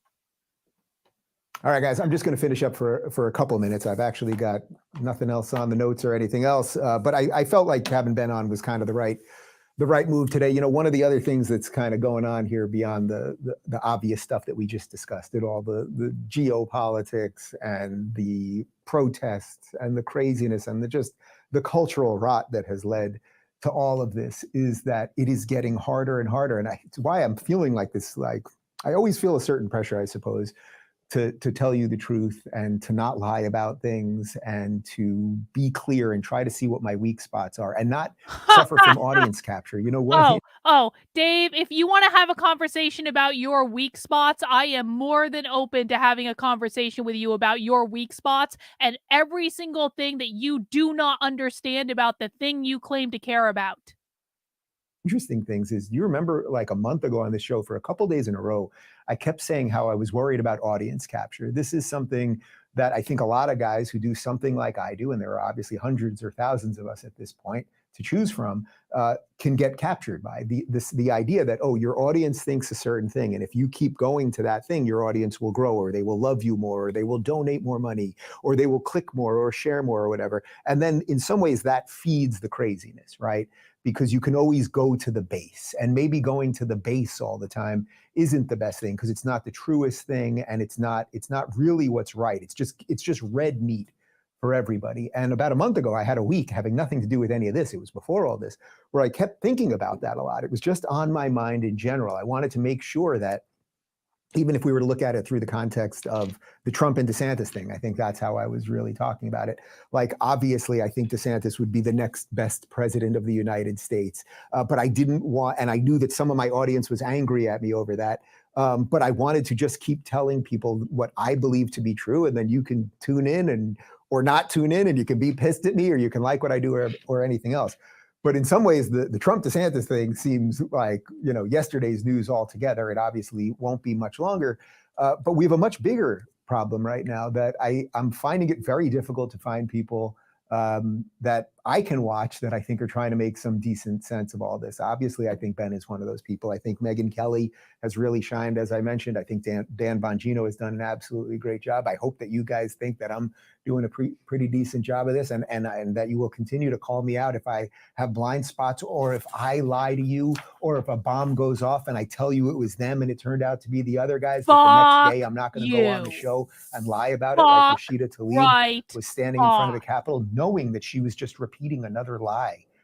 So we got a. I remember, guys, Dave Rubin unfollowed me on Twitter because I was arguing with socialists. Remember, Dave Rubin finds it impossible to find people to watch on the fucking internet that are creating content about what's going on in the world that's actually good. And he's so afraid of being captured by his audience. He finds it so impossible that he claims that he unfollowed me a few weeks ago on Twitter when I was literally arguing with radical revolutionary socialists who are plotting in public to break the anti-woke laws in Florida, which he knows about because he responded to me at the time and didn't unfollow me, because he unfollowed me last week after I called him out on the free speech bullshit. But Dave just finds it is so fucking hard to find people on the internet who are talking about what's going on in the world. Megyn Kelly, maybe, and Ben Shapiro, obviously, he's just the greatest. Fuck right off, Dave, you do not have the IQ requirements to be in my audience, and that's why you don't get it, and that's why the IDW failed, and that's why you failed as a commentator to inform your audience about what was actually going on. Whole host of problems, guys. But humans have been through worse. Humans have been through all sorts of stuff, right? We've been through medieval times, and we've been through the Holocaust, and we've been through world wars and genocides and all of those things. And I guess what the weird thing is now is that we live in such comfort in the West that it's sort of what Ben was talking about. Like, it's hard for us to really understand that there are people out there that really, really don't like us, that really don't like our diversity of thought, right? They don't like that people might live next door to people who think differently than them, or are a different religion, or have some other traditions than they have. And it's hard to really understand that they could be on the march, and yet they seem like they are on the march. So the question for all of us is, what will we do to defend the United States? What will we do to defend the ideas that have become, that are the jealousy of the world, right? It's why everybody still wants to come here and nobody's leaving. Why? Well, we've got these open borders. No one's going the other way, right? Like, there aren't long lines of people trying to get into Mexico or Canada. They're all trying to get in, right? And we really should think about that and figure out how, whatever you can do in your life, I think it probably starts with spreading a little bit of truth about some of this stuff, because I think we've laid out here, and I've been trying to lay out for the last 2 weeks, why this isn't just about this little country in a weird little place that is a desert somewhere that they made bloom. It's not just about that. It's much bigger. It's about whether the West will decide to stand up for itself or not. That remains to be seen. All right, we got a post-game show coming up at rubinreport.locals.com, and we've got a... All right. Well, that's the end of that. Guys, we are going to be watching the Biden speech in about 9 minutes when it gets started. Let me just make sure I get it up on my screen here, just so I can see when it goes live. So I do have it on my screen ready to go when it goes live. I'm having, in the meantime, in the next 9 minutes before Biden comes on and does his primetime address about whatever he's doing, I'm pissed. I know it's shocking that I'm angry. I know it's shocking that I'm upset after I just spent almost 3 hours yelling on the internet to the point where it's actually painful for me to talk right now because my throat is so effed. I know it's shocking that I'm upset. I'm actually genuinely upset. This is why I stopped watching other people's content.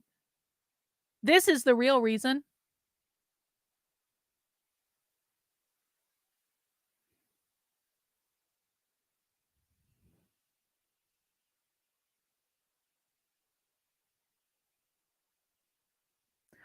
I really thought that if I kept my head down and I focused on exposing what was going on, that eventually people would see. It's not as though Dave Rubin hasn't been following me for almost 4 years. He has. He's followed me the whole time.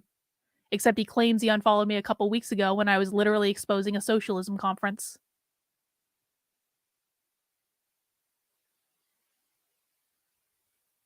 I really, really thought that if, like, and everyone says, like, Carlin, just focus on what you're doing. Just focus on what you're doing. What you're doing is great. What you're doing is making an impact. People are going to see. People are going to see. People are going to see. People are going to see. People are going to see. People are going to see. People are, like.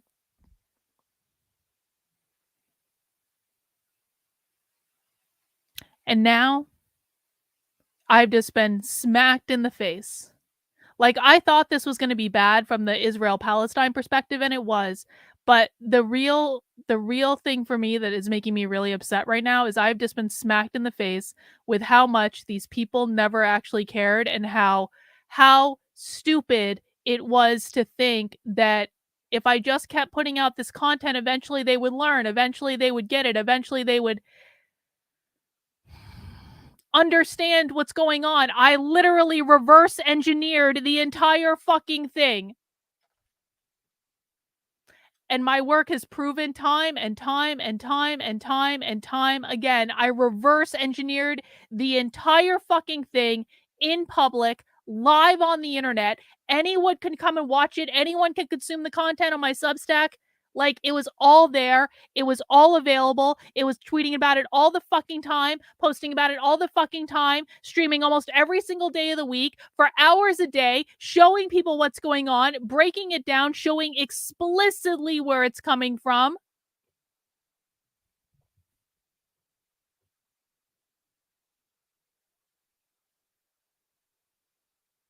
And the people who claim to care never gave a fuck. And the thing that Dave Rubin cares about more than anything is Israel. The thing that Ben Shapiro cares about more than anything is Israel.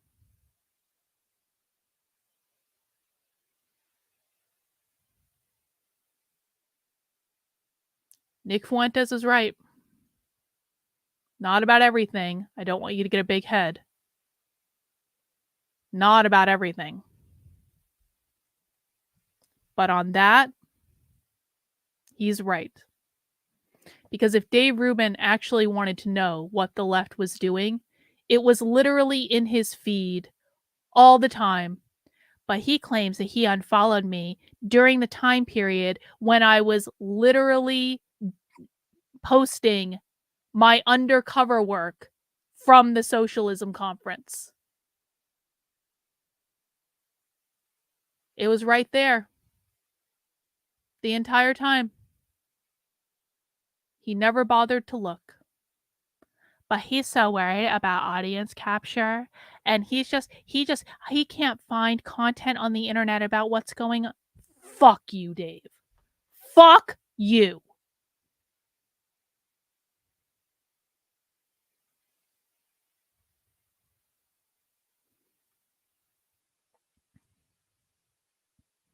You know, we got about 4 more minutes before this speech is supposed to start. I do have it pulled up on my screen, guys. A lot of people have been giving me feedback about the Groypers. Carlin, this is a really bad look. Are you sure you want to do this? This is a really bad look. You're going to do this. You're going to do that. All your opportunities are going to be destroyed. Well, you know what? Apparently, none of what I have done for the last 2 fucking years has actually mattered anyway. Not to these people. Not to the people who I'm supposedly destroying opportunities with by daring to every once in a while tweet about fucking Nick Fuentes. They never gave a fuck anyway. So what am I really destroying? Nothing. Because the people that have been supporting my work for years now, while Dave Rubin has been ignoring all of it, are not influencers. They're not Twitterati. They're not media personalities. They're none of it. They're normal people who actually give a fuck, that are about 8,000 times smarter than Dave Rubin's audience can ever damn well hope to be.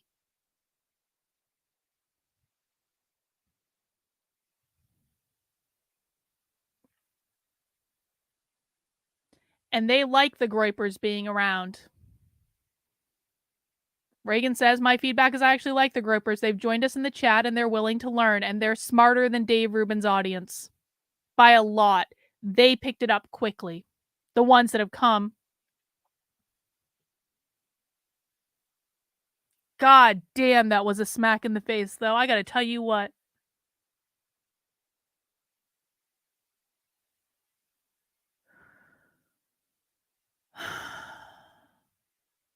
All right. Well, we're going to watch this Biden speech. I've got PBS pulled up right now. Let me just put it up.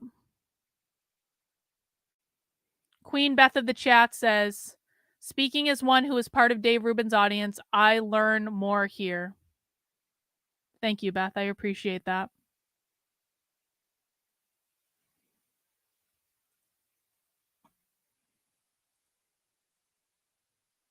So they're talking. They're doing like a pregame thing, I guess. Chat is disabled. So let me just pull this up. I don't have the volume on right now. We'll turn it up when Biden comes on.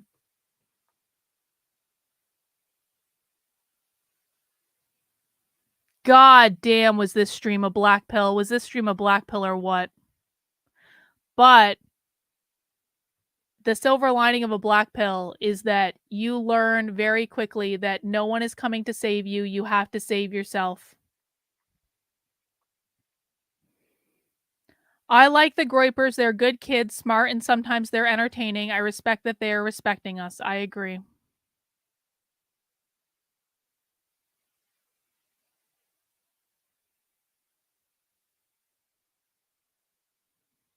God damn, I was so stupid when I got started in all this. It's like, and I'm not a stupid person. I think people can see that, but like, this whole world is so stupid. This, and by this world, I mean like the political, the commentator, the content create, like it's so stupid and it's so vapid and it's so ridiculous.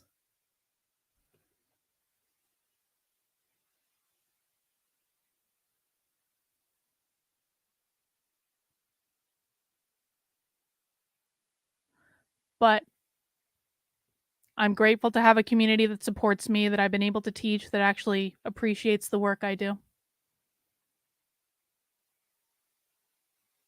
And in some ways, that wouldn't have happened without Dave Rubin, so I have to be grateful for that and be grateful for the opportunities that he gave me.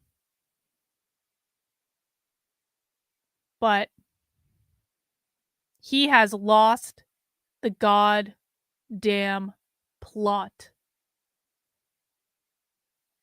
I'm so angry right now. Well, this originally aired on the 13th. Why are we watching it? When is the speech going to start? This is live. Yeah. Wait, hang on. It wasn't live. Okay. In Gaza, and conflicting reports of who was to came from Gaza. That Jordan summit was scuttled. Tonight, President Biden is expected to speak about the U.S. response to this war and the other war that has been a global focus for nearly 2 years, the war in Ukraine. But first, to President Biden speaking from the Oval Office. God, I want Victor to bring me my vape pen so badly. We're going to have President Biden in just a moment, and he'll be speaking from the Oval Office right now. Good evening, my fellow Americans. We're facing an inflection point in history. One of those moments where the decisions we make today are going to determine the future for decades to come. That's what I'd like to talk with you about tonight. You know, early this morning, I returned from Israel. They tell me I'm the first American president to travel there during the war. I met with the Prime Minister and members of his cabinet. And most movingly, I met with Israelis who had personally lived through horrific horror of the attack by Hamas on the 7th of October. More than 1,300 people slaughtered in Israel, including at least 32 American citizens. Scores of innocents, from infants to the elderly grandparents. Israelis, Americans taken hostage. As I told the families of Americans being held captive by Hamas, we're pursuing every avenue to bring their loved ones home. As president, there is no higher priority for me than the safety of Americans held hostage. The terrorist group Hamas unleashed pure, unadulterated evil in the world. But sadly, the Jewish people know perhaps better than anyone that there is no limit to the depravity of people when they want to inflict pain on others. In Israel, I saw people who are strong, determined, resilient, and also angry, in shock and in deep, deep pain. I also spoke with President Abbas, the Palestinian Authority, and reiterated the United States remains committed to the Palestinian people's right to dignity and to self-determination. The actions of Hamas terrorists don't take that right away. True. Like so many other, Agree. I'm heartbroken by the tragic loss of Palestinian life, including the explosion at the hospital in Gaza, which was not done by the Israelis. We mourn every innocent life lost. We can't ignore the humanity of innocent Palestinians who only want to live in peace and have an opportunity. True. You know, the assault on Israel echoes nearly 20 months of war, tragedy, and brutality inflicted on the people of Ukraine, people that were very badly hurt since Putin launched his all-out invasion. We've not forgotten the mass graves, the bodies found bearing signs of torture, rape used as a weapon by the Russians, and thousands of Ukrainian children forcibly taken into Russia, stolen from their parents. It's sick. Hamas and Putin represent different threats, but they share this in common. They both want to completely annihilate a neighboring democracy, completely annihilate it. Hamas' stated purpose for existing is the destruction of the state of Israel and the murder of Jewish people. Hamas does not represent the Palestinian people. Hamas uses Palestinian civilians as human shields, and innocent Palestinian families are suffering greatly because of them. Meanwhile, Putin denies Ukraine has or ever had real statehood. He claims the Soviet Union created Ukraine. And just 2 weeks ago, he told the world that if the United States and our allies withdraw, and if the United States withdraw, our allies will as well, military What the support fuck for is wrong Ukraine with would have, Biden? He quote, can't even speak a in a week normal left sentence. to live, but we're not withdrawing. Like, couldn't they I pump know him up these with some conflicts can medication or seem far something? He's away, on national and television. it's natural to ask, why does this matter to America? So let me share with you why making sure Israel and Ukraine What the fuck is succeed wrong with his vital eye? for America's national security. You know, history has taught us that when terrorists don't pay a price for their terror, when dictators don't pay a price for their aggression, they cause more chaos and death and more destruction. They keep going, and the cost and the threats to America and the world keep rising. So if we don't stop Putin's appetite for power and control in Ukraine, he won't limit himself just to Ukraine. Putin's already threatened to remind Poland that their Western land was a gift from Russia. One of his top advisors, a former president of Russia, has called Estonia, Latvia, and Lithuania Russia's Baltic provinces. These are all NATO allies. For 75 years, NATO has kept peace in Europe and has been the cornerstone of American security. And if Putin attacks a NATO ally, we will defend every inch of NATO which the treaty requires and calls for. We'll have something that we do not seek. Make it clear, we do not seek. We do not seek to have American troops fighting in Russia or fighting against Russia. Beyond Europe, we know that our allies, and maybe most importantly, our adversaries and competitors, are watching. They're watching our response in Ukraine as well. And if we walk away and let Putin erase Ukraine's independence, would-be aggressors around the world would be emboldened to try the same. The risk of conflict and chaos could spread in other parts of the world, in the Indo-Pacific, in the Middle East, especially in the Middle East. Iran is supporting Russia in Ukraine, and it's supporting Hamas and other terrorist groups in the region, and will continue to hold them accountable, I might add. The United States and our partners across the region are working to build a better future for the Middle East. One where the Middle East is more stable, better connected to its neighbors, and through innovative projects like the India-Middle East-Europe Rail Corridor that I announced this year at the summit of the world's biggest economies. More predictable markets, more employment, less rage, less grievances, less war when connected. It benefits the people who would benefit the people of the Middle East and would benefit us. American leadership is what holds the world together. American alliances are what keep us, America, safe.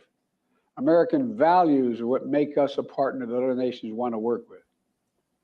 To put all that at risk, if we walk away from Ukraine, if we turn our backs on Israel, it's just not worth it. That's why tomorrow I'm going to send to Congress an urgent budget request to fund America's national security needs, to support our critical partners, including Israel and Ukraine. You. It's a smart investment that's going to pay dividends for American security for generations. Help us keep American troops out of harm's way. Help us build a world that is safer, more peaceful, more prosperous for our children and grandchildren. How much? Israel, How we much must make money? sure that they have what they need to protect their people. They have what they today need to and protect their. always. What the fuck? The security package I'm sending to Congress and asking Congress to do is an unprecedented commitment to Israel's security. How that will much? sharpen How much? Israel's qualitative military edge, which we've committed to. The qualitative military edge. We're going to make sure Iron Dome continues to guard the skies over Israel. How We're going to make sure other hostile much? actors in the region know that Israel is stronger than ever and prevent this conflict from spreading. Look, at the same time, President Netanyahu and I discussed again yesterday the critical need for Israel to operate by the laws of war. That means protecting civilians in combat as best as they can. The people of Gaza urgently need food, water, and medicine. Yesterday, in discussions with the leaders of Israel and Egypt, I secured an agreement for the first shipment of humanitarian assistance from the United Nations to Palestinian civilians in Gaza. If Hamas does not divert or steal these shipments, we're going to provide an opening for sustained delivery of life-saving humanitarian assistance for the Palestinians. As I said in Israel, as hard as it is, we cannot give up on peace. We cannot give up on a two-state solution. Israel and Palestinians equally deserve to live in safety, dignity, and peace. You know, How much here at money? home, we have to be honest with ourselves. In recent years, too much hate has given too much oxygen, fueling racism, the rise of anti-Semitism, Islamophobia, right here in America. It's also intensified in the wake of recent events that led to the horrific threats and attacks that both shock us and break our hearts. On October 7th, terror attacks have triggered deep scars and terrible memories in the Jewish community. $100 billion? Jewish You families worried about say? being targeted in school, wearing symbols of their face, walking down the street, 100 billion. going out about their daily lives. 100 You know, billion. I know many of you in the Muslim American community, the Arab American community, the Palestinian American community, and so many others are outraged and hearty, saying to yourselves, here we go Fuck again. right The Islamophobia off. and distrust we saw after 9/11. Just last week, a mother was brutally stabbed. A little boy here in the United States, a little boy who just turned 6 years old was murdered in their home outside of Chicago. His name was Wadiha, a proud American, a proud Palestinian American family. We can't stand by and stand silent when this happens. We must, without equivocation, denounce anti-Semitism. We must also, without equivocation, denounce Islamophobia. And to all you hurting, those of you hurting, I want you to know I see you. You belong.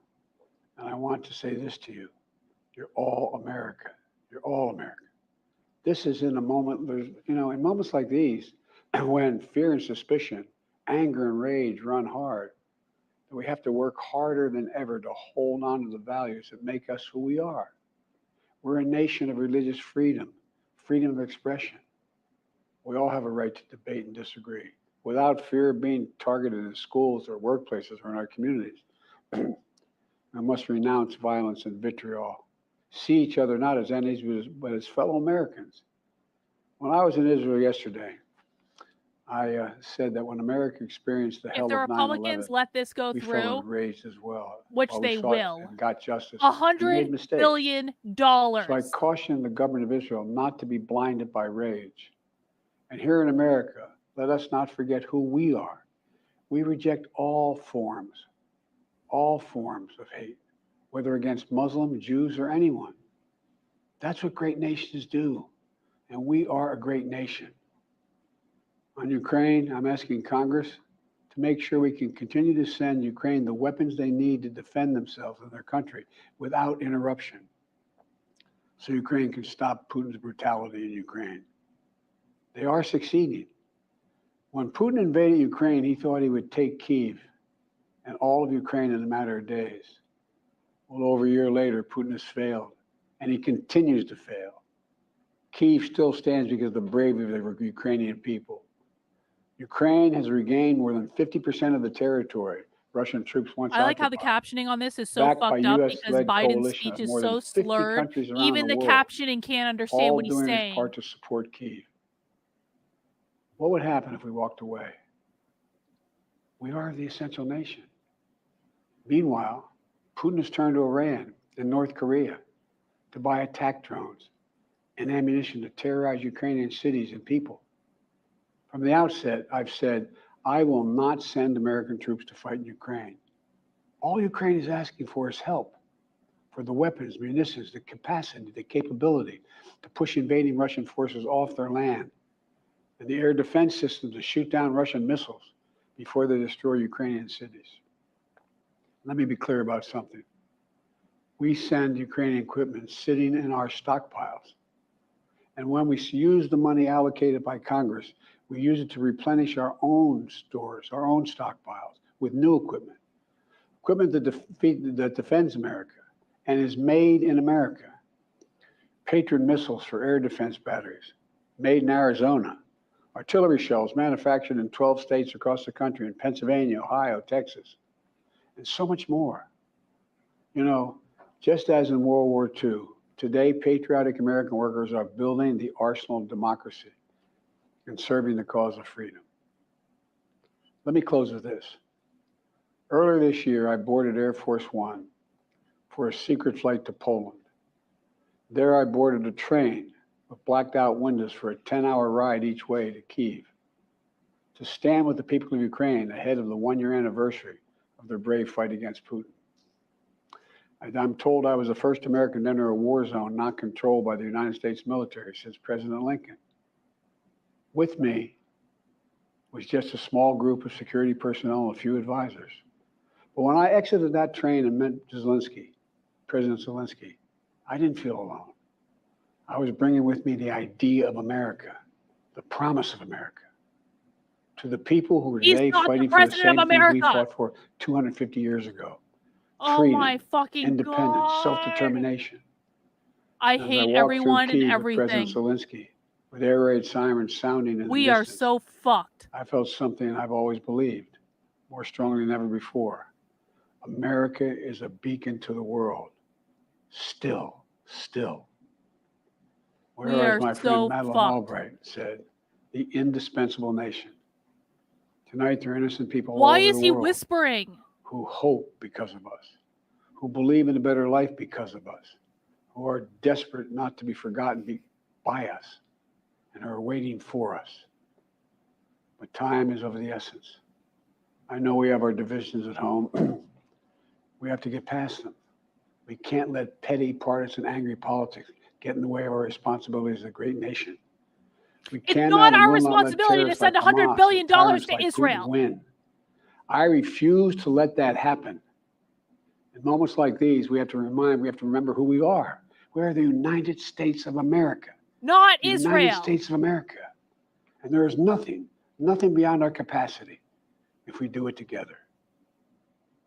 My fellow Americans, thank you for your time. May God bless you all. And may God protect our troops. President Biden there delivering an address to the American public.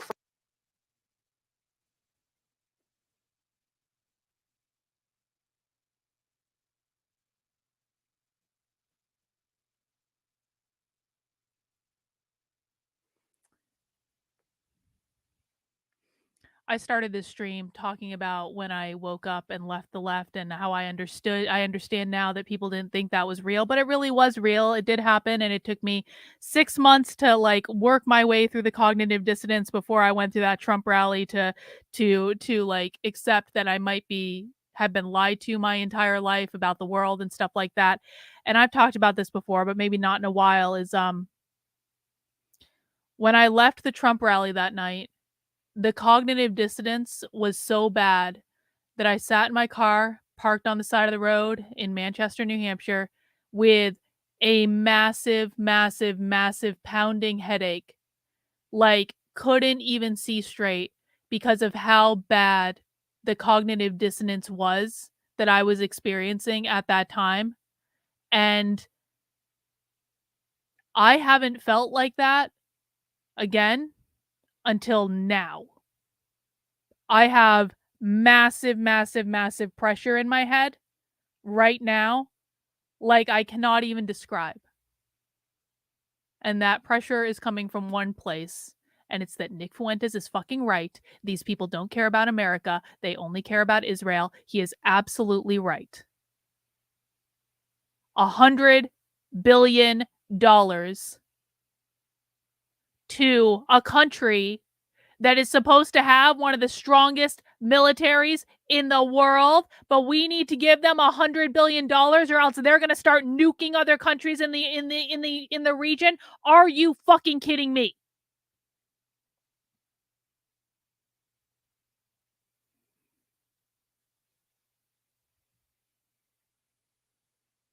No one's going to stop it.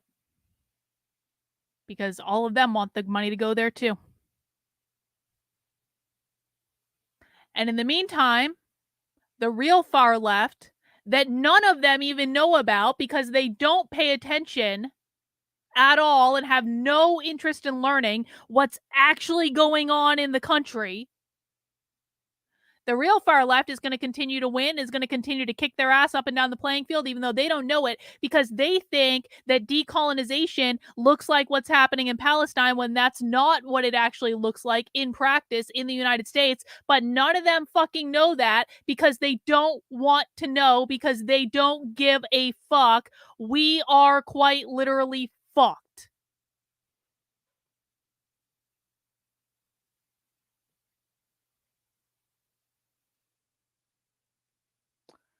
So you know what I'm going to do? I'm going to end this stream. I'm going to go smoke a bowl. I'm going to get laid. And I'm going to decompress from the state that I'm in right now. So, and then tomorrow we're going to get back up and we're going to keep doing what we're doing. And it is more imperative than ever, guys, that you guys share with normal people in your lives what is going on. Get them to come and join our community. Get them to learn about what's going on, because God knows none of these fucking people are going to save us. And maybe we can't win. I have my doubts. But at least if we don't win, we'll be prepared about what's happening. We'll be prepared.